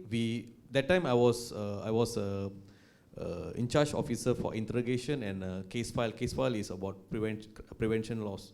So we have taken action against these syndicates. We call it last time like buang daerah, all those things, yeah. So yeah, that's what we did.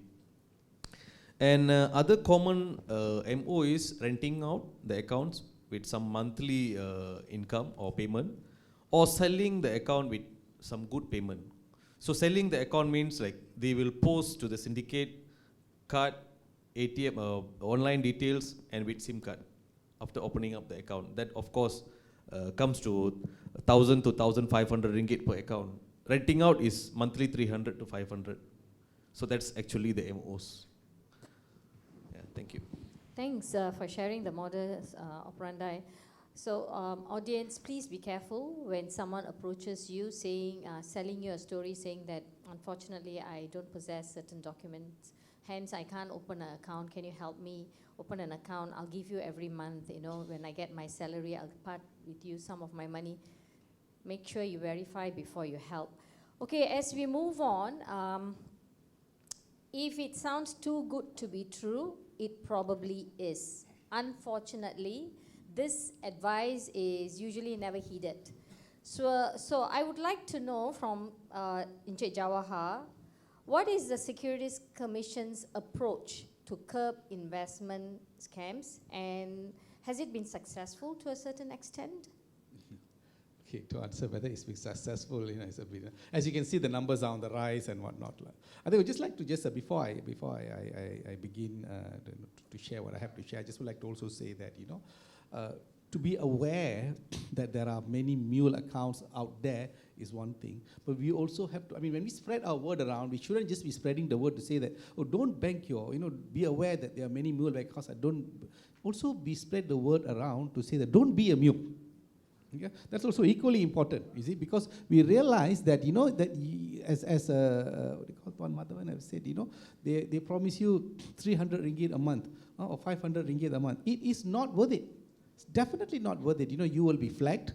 You know, you will be part of Tuan Madhavan's statistics.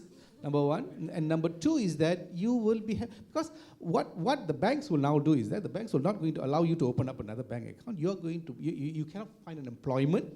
You know, it's very difficult for you. Any employment now, any simple job that, you know, you require a bank, you see. So without that, it's going to be, I'd just like to say that before. Now, with respect to the question specific that you've asked, Deepa, it's like, you know, we come to realize very quickly that, you know, what do you call, reactive enforcement is not the way to go. Because, you know, once, as how Tuan have also said, you know, once the money is gone, is the odds of us being able to recover it is extremely remote.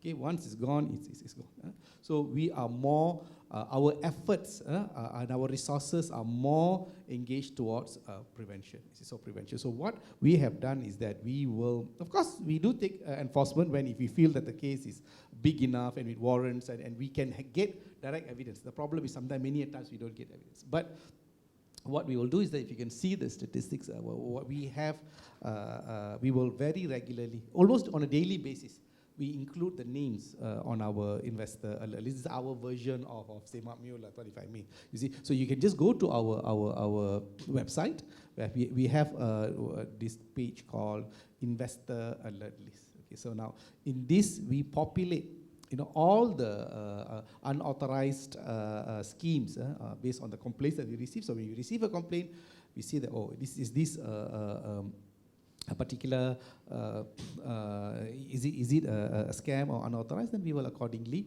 populate it into this investor alert list. So we have even now gone to the extent of populating Telegram pages or Facebook pages. We just put it down there. So if you go and search, so for example, if you were to encounter a Telegram page and we would say, is this legit? And if you check it against our investor alert list, and if it is there, then there's a good chance that it is a scam or an unlicensed activity. So we have also, again, as part of our proactive efforts, we block websites. See, many of the tools that I've used is coming up with fake websites. The fake websites will have images of famous personalities, like what you saw just now. Our Omar was also not even spared. Even his images were used to perpetrate scams and whatnot. And so we work with MCMC, and we will make a request for them to block websites. So you can see the statistics there for investor alert list. We have included 304 names in 2022 and 170 as at half this year. And also we have blocked about 185 websites in 2022 and 95 as at half year this year. Now we have also, I'll come to the social media intervention later, but we also block social media pages. Okay, we have a good relationship with Meta Malaysia, so we will write to them and tell them, look, many of these pages are being used to carry out scams, so please bring it down. So then they will accordingly bring it down, and we work well with all the other agencies as well. When we feel that the thing does not, so we adopt a no wrong door policy. So if they come to us and we say that even if it does not fall under us, we will give our preliminary advice. This doesn't look good, but you may not want to advise in this, but you want further details, you can go to Banegara, you can go to the NSRC and whatnot. So we also have this what we call a social media intervention. So I just like to mention this, of course. We don't publish this. Outside, what we do is that when we see a scam website, we will go and we will tell them, hey, we are the Securities Commission Malaysia, and we know that you are running a scam. You may be aware that we are watching you. So basically, there are some that we see after we post the message, if they bring it down. There are some that go, but it's actually an additional tool in our arsenal to try to do. So these are some of the multi-pronged approach that we take to try to contain this situation. Thank you, Jawahar. That's really an insightful sharing, If you're approached by someone on investment, please go to SC's website, check it out, since they have put up so much information to make sure that you are able to verify if it's a legit information or otherwise. But as we have heard from Jawahar, they can still come pretending to be legit under the fronting some legit organization. Regardless, always check, call us, check with Bursa TU, check with Securities Commission before you go into such investment. Okay, as I move on to my second last question, this is for Tuan Kamal. The government has set up the National Scam Response Center last year in October to deal with the growing number of cyber crimes in the country. Tuan Kamal, can you please share with us more about NSRC and how a victim can seek assistance when he or she has been scammed? And also another thing is, can NSRC stop the movement of funds if the victim were to lodge a report immediately? Thank you. Okay, thank you. Because certain question be answered just now, but before I go to the question, in terms of the investment scam, just to touch my experience, and how we look from our sites, from DPP sites. There was an IP referred to us. Then I went through the IPs in terms of the investment scam, or not illegal investment, still scam. Okay, lot of people actually join the scam, join the investment, which actually there was a complaint, actually it's not, actually has no license under SC. So of course, million ringgit, everything. Then the moment we stop, okay, for AMLA, we're going to forfeit the particular amount. Now the victim will like, or the investor will like back the money. We last time actually want to stop from the investor to actually receive back the money, because first, because under AMLA, we seize the money from the investment company. Okay, we're going to forfeit under Section 56 of AMLA. For the parties or third party or either investor, they have to claim under the bona fide third party, Section 60 of the law. Bona fide. What you mean by bona fide? You have legitimate interest. Yes, you have legitimate interest because you invest in the particular company. But the law says, if I may, the victim actually certified that no participation in the particular crime. Actually, the investor, we actually involved in the investment, the illegal investment. Because without we investing, the company cannot do anything, business. So, based on that particular provision, actually we can challenge the claim by the third party, bona fide party, that actually we want your money back, we want our money back. No, because you colluded with a particular company in the investment. Why? First thing we ask, because one of the laws says, did you make any inquiry first? Okay, okay, this investment company, do you have license with SC? Do you have license with Bank Negara, IDT? You have to check first. That's meant by bona fide. You fail to do that, we may object. But luckily lah, we're not that cruel yet lah. Okay. Yeah. If I may just chime into what you've just said, that, based on the inquiries that we've made also, there are also a group of people, I mean, to say that whether they are bona fide or not, there are also a group of people, they know very well that this could be a scam or but they have got the, if I go in early, I'll get my money. Yeah. So how do you then, distinguish between those and the genuine, people who fall victim to the scams, like, Yes. So there was even this group of people, they will look out for all this, they masuk awal, yes. And then they dapat duit, and then they go to the next one. So there are a group of people like that. Of course. Okay. It's possible, but of course, in order to do that, it's difficult. But it's possible to do that. Even, for example, last time I have intention to charge the mule account under AMLA, Section 4, engage in money laundering or bersebahat.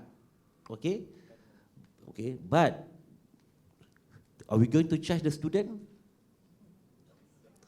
The fine is 5 million minimum. Don't talk about the penjara lah Minimum, mengaku salah 5 million. Compound half of it, 2.5, that's the maximum. Are we going to charge the student? Are we going to charge the person who received 500 ringgit, few hundred ringgit per kan? But if we able to show that actually monthly, maybe. But that's how actually we did consider. But okay, no. So we're going to charge other possible. That's why sometimes we charge what? Under atas kesalahan kecil, 1,000 ringgit. But the implication, you're unable to do to open the account, 1,000 ringgit. Because that's the minimum. But remember, imagine if we start charging all the mule accounts at Section 4, which actually we can. Okay? If enough evidence lah. But basically, it's sufficient evidence already. You are unable to explain the money being used, the account is instrumentalities of an offense, being used for scam, under cheating whatsoever. Okay. But just as a reminder, if too serious, increasing, we may seriously explore that option. And maybe sometime to teach people, to teach us, we may charge the particular person. Of course, then we see the reaction lah kan. Okay. That's in terms of, okay, just an opening of it. Now, the question, if I may now. Okay, NSRC, the next slide, please. Okay, it started from, okay, initially it is originated from CCID Scam Response Center, CCID. Then we have, whereby PDRM work together with Penegara when receive a call to check all the scam, everything. Then work together with all the SKMM. But this only layering is quite difficult because waiting for Penegara, FI to give information. So that's time sensitive in terms of the timing when FI can report. So towards the end of September, DG Mazuni Syam, Datuk Sri Mustafa, Datuk Sri before this, Kamarudin, Datuk Sri Kamarudin, they sit together. Why not we enhance CCID Scam Response Center to national level? So that's why coming in, we prepare, Penegara prepare Nota Jamaah Menteri to open the national NSRC, and then it was announced by the former FM in 2003 budget last time, and officially we opened in 12 October, 14 October, Datuk Sri Wan Yudadi make an official announcement. Okay, so we've been given 10 million, okay, and to make use of the money to work out. That's one thing. Don't ask the location because location is still confidential. Because if not, all people will come to NSRC. Okay? So, as like Superintendent Madhavan says, okay, don't ask where the particular website, with software, server, everything. Okay. So that's the promise. Okay, we give you the service, but please don't check please don't try to Google where's the location. Okay? Okay. Then next, in terms of, okay, next slide. What we do, okay, one, we receive the call, based one. Okay, last time the JSDK received the call, but now currently we receive the call. We have the call agent to receive the call, and we have the system. Penegara is good enough to provide all the system, everything, to put in all the data that we receive. And then we, of course, advise the people, okay, what did you do, everything, and of course, next actually to lodge a police report immediately. And one thing that is the significant or actually the strength of NSRC, because NSRC in that particular place, the bank, the official of the bank, the representatives of banks sitting together with us. So for example, this is the room, this is the call center where we receive the call. There is a group of people, the Penegara officers, doing the analysis, keep track the money tracking. And then there are a few banks. Actually, last I checked, about 11 banks sitting in the cubicle, the island. Okay. So for example, last time, for example, if I'm CMB, I call, actually I've been scammed, I believe I've been scammed, I transfer the money from my account CMB, this number, to my bank, this number. Immediately, the CMB officers will check, confirm there was a transfer of 10,000 from Kamal, Baharin, Omar account. Transfer to Maybank, this number, the Maybank officer will confirm, yes, the money received. From there, the Maybank will check, actually that particular money being transferred to RSB. The RSB will check, receive. Which bank? They will check. At the end, whether the particular money, the next question, able to do something, the moment the money is still there, for example, even the third layer, fourth layer, they will earmark the money. Earmark basically the term used by the bankers as they hold the money.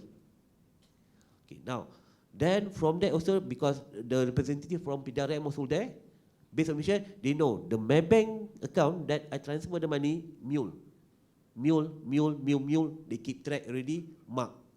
Say mark mule, been updated later on. That's how it works. Okay. Last time with the JSK, that's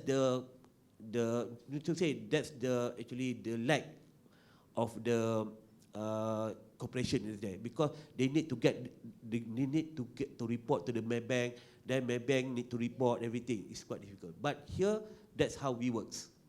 Okay. And then of course from there we do the analysis and hopefully we share the information with police and other agencies be able to do the operation to identify the scammers and do arrested everything and also analysis. Okay. And of course the third one actually for awareness. So for example for today actually Bursa sent to MCMC but MCC sent to me. That's how it works. Okay. So next slide. Okay, this is the role of the 4 main agencies, NFCC to do analysis of the data, and then of course we make the operational in terms of the integrated operation. The police doing the investigation, receive the report and everything. Bank negara in terms of the banking system and everything, and MCMC the call, so the phone call. Because the scammer using the phone call or the website everything, so they play a role to stop, to block, or at the end to stop, to ask the telco to stop to block the phone, the numbers. Okay. Next. Okay. Okay. Basically that's how it works. The complaint 997, the agent is the call agent, receive, then there is an incident report prepared by the call agent. The floor manager will look actually from at the slide. They have the slide, big slide, to show the money trail, and then FI will look at the money, stop everything. Telcos also identify the numbers. Okay, there was report, then verify everything. Then if genuine is clearly scam, they will stop block the numbers, and then the case manager prepare the report and then reporting to the police. Then the moment the complainant victim make a lodge police report, the IP will be open. Of course, if there is a case, then the prosecution. That's generally how it works. But the strength will be the scam response, the middle part, where the bank and the telco sit together. Okay, next. Okay, this is the slide just now I shows. Okay, this is the MO. It's quite but this one is for NSRC, not JSK. Superintendent Madhavan shows the whole thing. This is only for NSRC. Go back to the previous slide. Okay, you see number of call. We receive lot of number. For example, we go on August. We receive 4,000 call, but actually the total cases report, actually the genuine scam actually is only 1,600. So people ask, so others actually become call center totally, clearly, literally call center. Dekat mana office ni, kat mana, everything yes. Ada tu borak-borak, it's like 999 last time. Okay, sudah makan ke belum, everything, semua everything. Okay, so that's what the number. The kata, how come 4,000 only 1,000? Okay, that's actually we clearly a call center. Yes. Okay. So that's number in terms of the total cases reported and the loss. In August about 13.9 million that actually reported based on the call. Okay, and then the number of account, number of the mail account. Okay, and okay, based on look at the number of report received RMP October to June, actually sometimes people lodge call 997 but they did not lodge a police report. That's what the numbers. Okay, IPs 4,000. Of course, from there they make the initial investigation, everything in terms of IPs open. But currently the instruction, all NSRC cases will be treated specifically on SRC. Even the IP will be marked an SRC. There will be a special treatment, not to say special, some sort of special treatment in that sense. And also money laundering, IP has also been opened. If that particular account, the balance in particular account, 100,000 more and more. Okay, next slide. Okay, next slide. Okay, this the tindakan sekatan by MCMC. Okay, they have reference 1,700. They've been closed 134, 21, And because we check, Mr. MC, why the number of blocks very low? Because they need to verify clearly that the number is being used on the scam. It's not easy. Okay. Sometimes last time, because we fail to snapshot the numbers, everything, that's the evidence they need to ensure that actually the number being used by scammers. Okay, next, in terms of numbers of the IPs open for NSRC, okay, the numbers, and the amount being freeze is about 55 million under AMLA. That's under AMLA only, AMLA. But now the because that's the biggest number, but the amount that actually quite small, we seize under Criminal Procedure Code under Section 435. So the amount not very high, but the numbers are high. Okay, because then basically that's generally NSRC how it works. So we work 8 to 8 every day, 8 a.m. to 8 p.m. every day, even in public holiday. Okay, that's one thing. Of course, there is a push for 24 hours. Okay, 24 hours we need manpower. Money is not an issue, but the member, of course, when need manpower, we need money because to pay allowance, everything. We try, if we're able to have of course, that's the ideal, but we try to move to 24 hours. Okay, certain question, why only 8 to 8? Based on the police experience,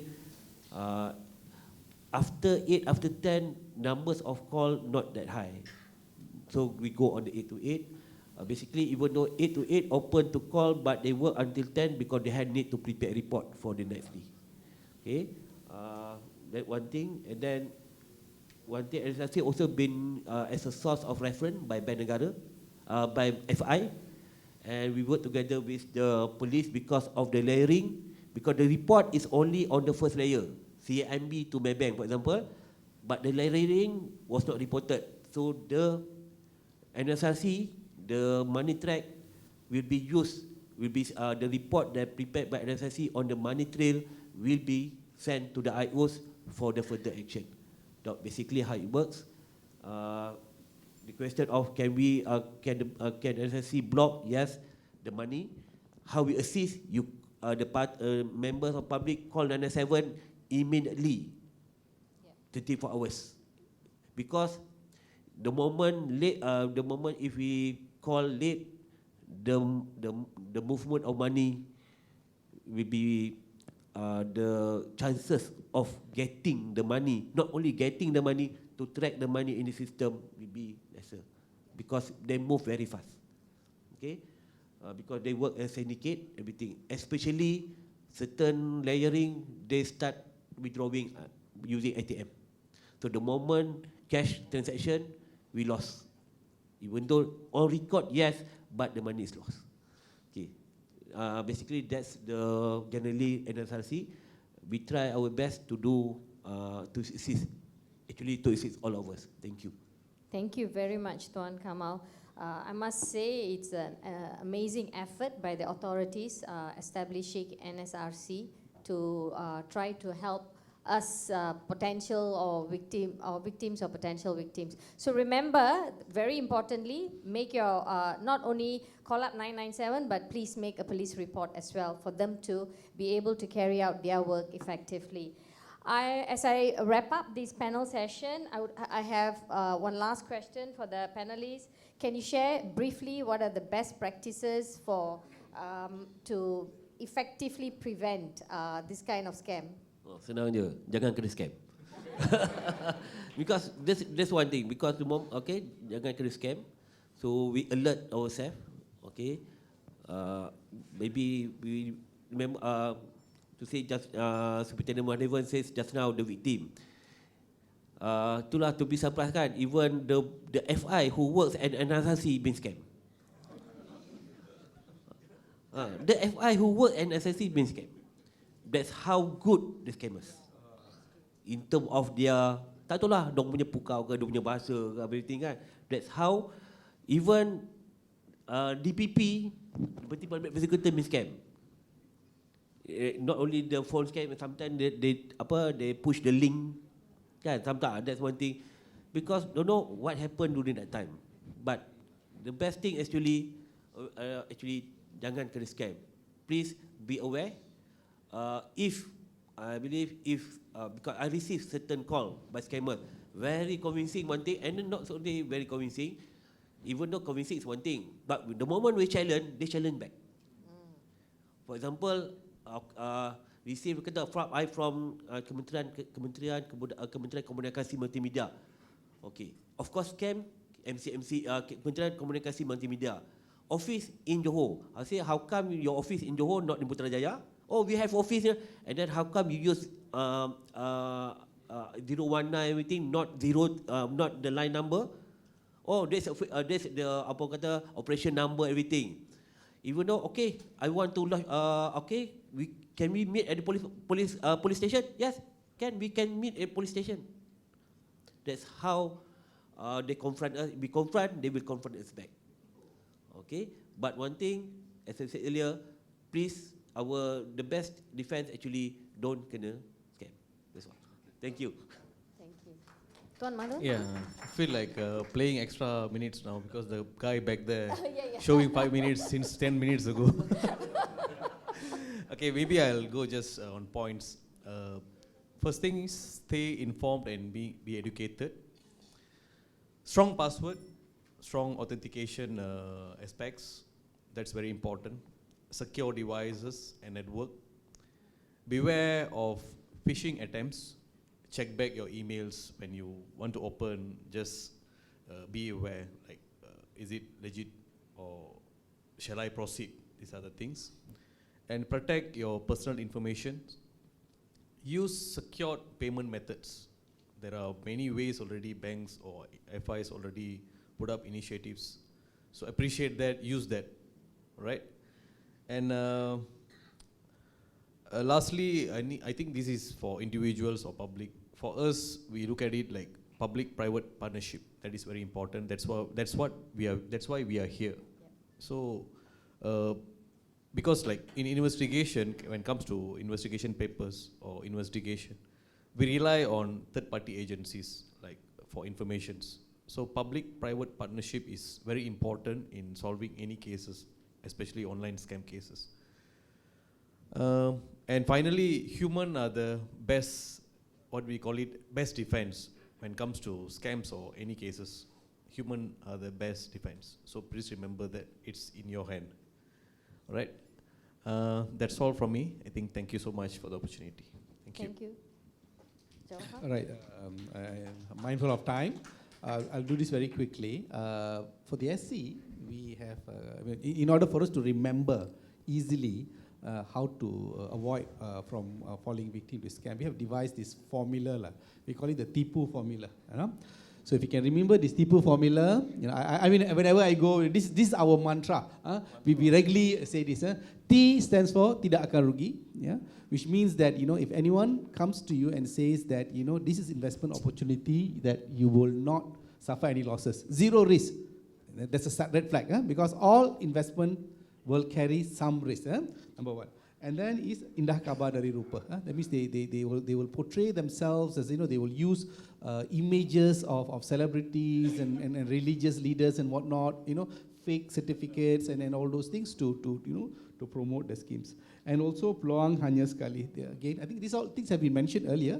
They will use the pressure tactic. They say, kalau petang ni saja, kalau petang lepas ni dah tak ada dah. They use pressure tactic.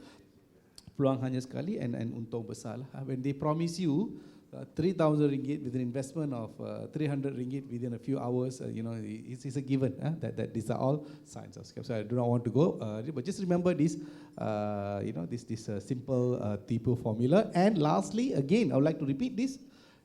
Two things: do not deposit your money for any purposes of investment into a personal bank account. Because if it's a personal bank account, that means highly likely that you are banking your money into a mule bank account. All right. And number two, don't be a mule, as I said. So if you do this, because the most, as you have seen, whatever that we presented today, it appears that the most powerful weapon that the scammers have are these mule bank accounts. So if we can avoid this, then a lot of these scams will be somewhat eradicated. I mean, we can't eradicate it totally, but it will be somewhat eradicated. That's all.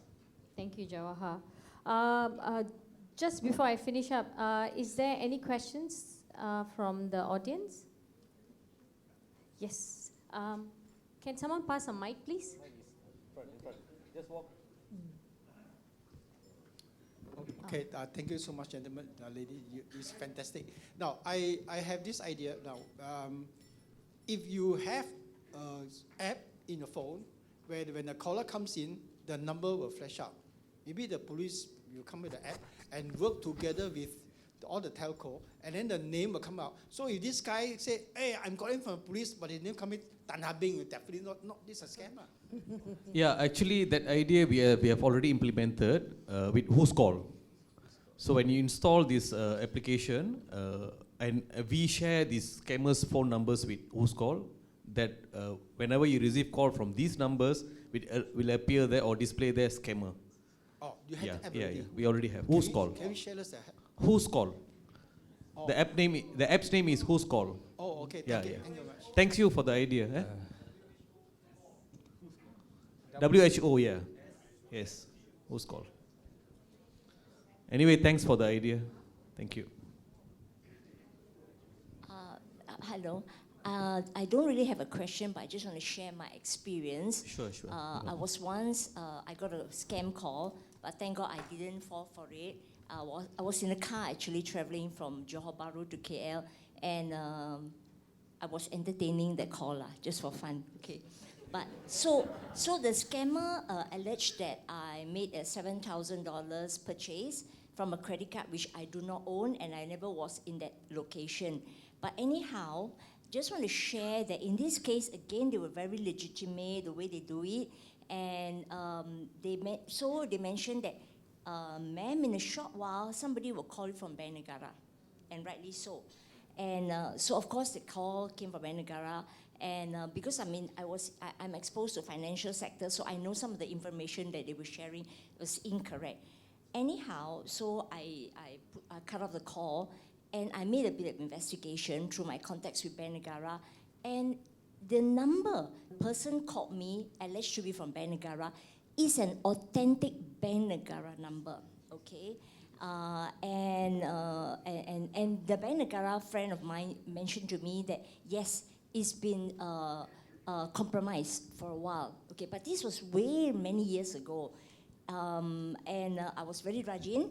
I even actually made a police report, okay? Made a police report just so that it could help somebody.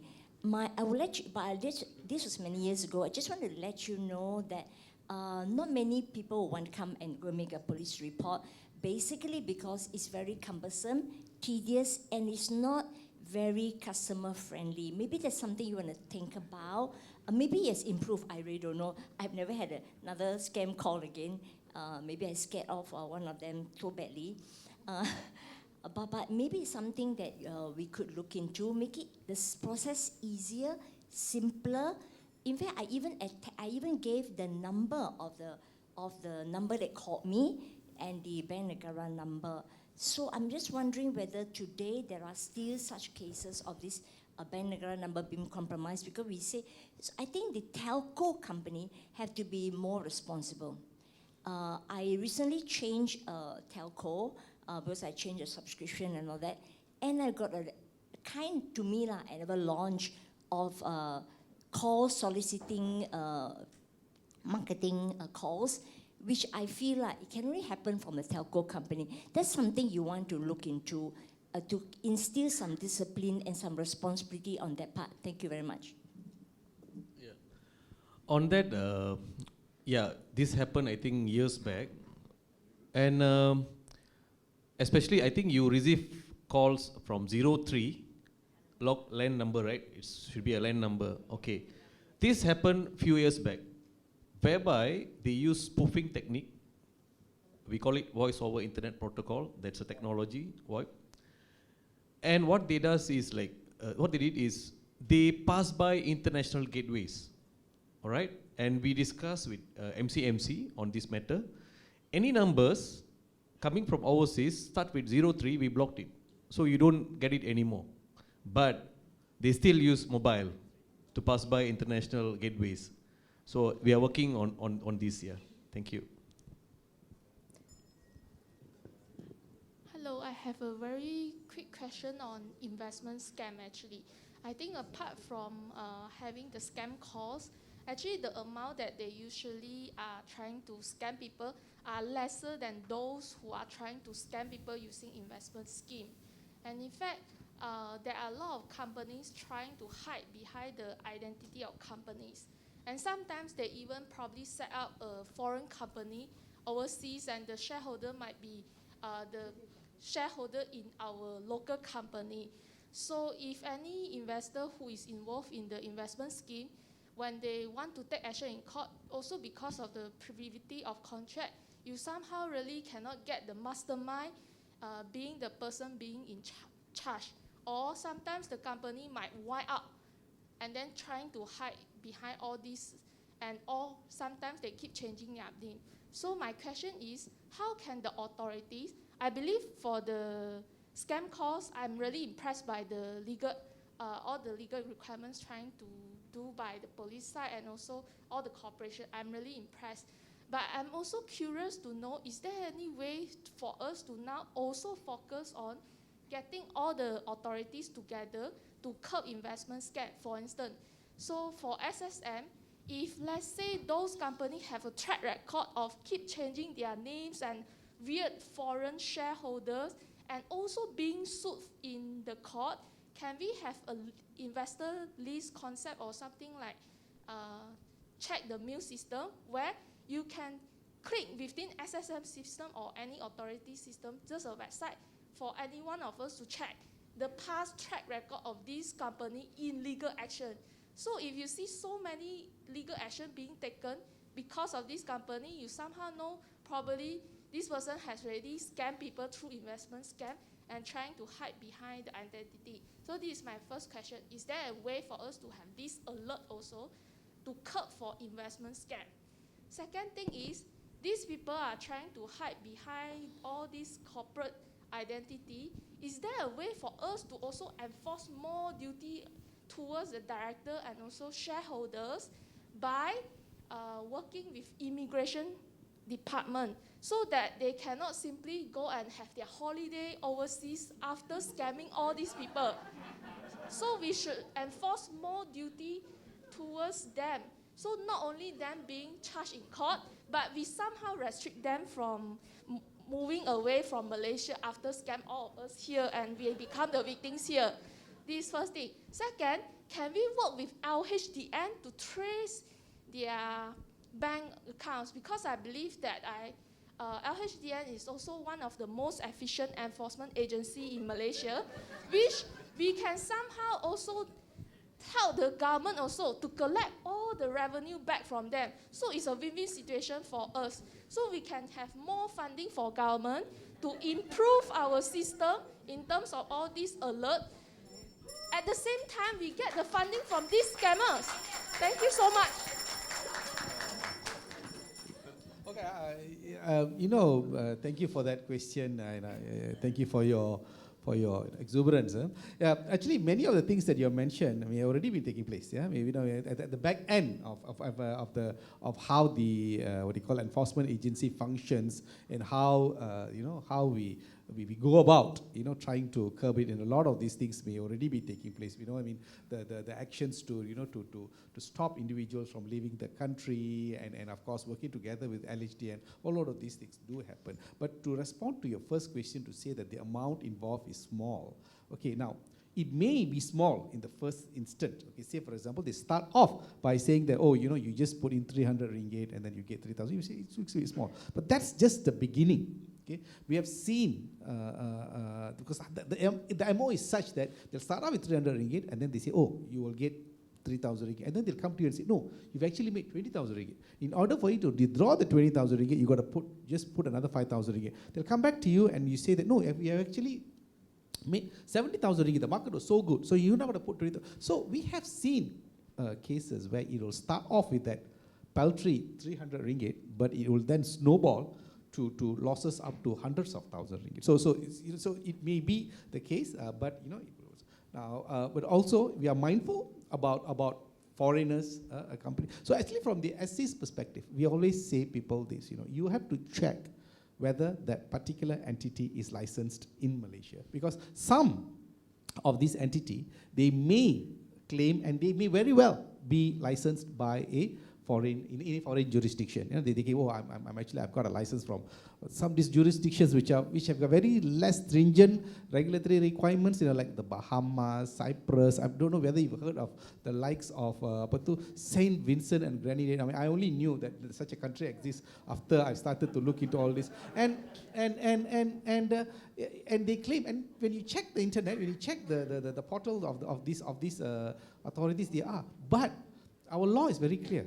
Malaysian law is very clear, and we do take action, and we do block websites, and we do put them on our investor alert list that irrespective of if you are licensed elsewhere, you must also be licensed onshore. Now, why is that important? Because primarily is for investor protection. We want to make sure the investor is protected. And number two is that in the event of a dispute, say, for example, if you have a dispute, you can't go run to whatever jurisdiction that they're claiming for, But if you are investing in a company that is licensed by the Securities Commission Malaysia or Bank Negara or whatever that are local, then in the event of a dispute, you have a recourse. You can complain. There are various ways, and you can even initiate your own civil action and whatnot. So these are the. I'm not sure whether I've answered all your questions. But those are some of the things that we do. If I may to top out, actually I feel that, you are right. Probably they will start off from small amount, but there's a lot in the market. There are a lot of schemes where they scam many people for at least a few $100K and etc. So I'm wondering, is there a way for us to also stop them from being a director or shareholder, as well as to stop them to sell any business activity in Malaysia? Because actually to sell a business in Malaysia is so simple, where you just have to go to SSM register using maybe 10 ringgit or 100 ringgit, but maybe they never submit their annual return or maybe financial statement in the past 10 years. So I'm wondering, is there a way for us to enforce further to stop these people from being like the concept of mule, but mule is just merely lending their bank account. Now, probably they set up a company just to pinjam the name of the company in a way, or their names of being director or shareholder are also somehow being lent in a way. So can we enforce further to stop people from scamming all of us here? Because we never know when will this happen to us. And one day you might actually receive your call from a family saying that, actually I invested in this for 200K, and then you feel helpless. Thank you. Thank you. Well, maybe Tuan, I think I believe there are provisions under the Company Act, Tuan. Yes. In terms of Company Act, the moment the particular person being charged before the court and convicted, they will be blacklisted from become director. Okay, even the director of the company, the moment you being charged whatever offence, you will be blacklisted, and also you're not eligible to be appointed as a director. It's quite serious. And also, if I may just, we work together with Lembaga Hasil because Lembaga Hasil love money. So as far there is the so-called amount to income, they will collect. For example, last time we did investigation and we charged a particular group of people under serious crime. However, because of certain evidence, at the end we charged them under 112 and 113 of the income tax, i.e. non-declaration and below declaration, and we also charge under AMLA Section 4. So that particular person or group of people, one of it been compound about 10 million. 1%. One charge. So, okay. So we work together with Lembaga Hasil, basically. Thank you. Thank you. Thank you very much. Let's put our hands together for our esteemed panelists. Thank you.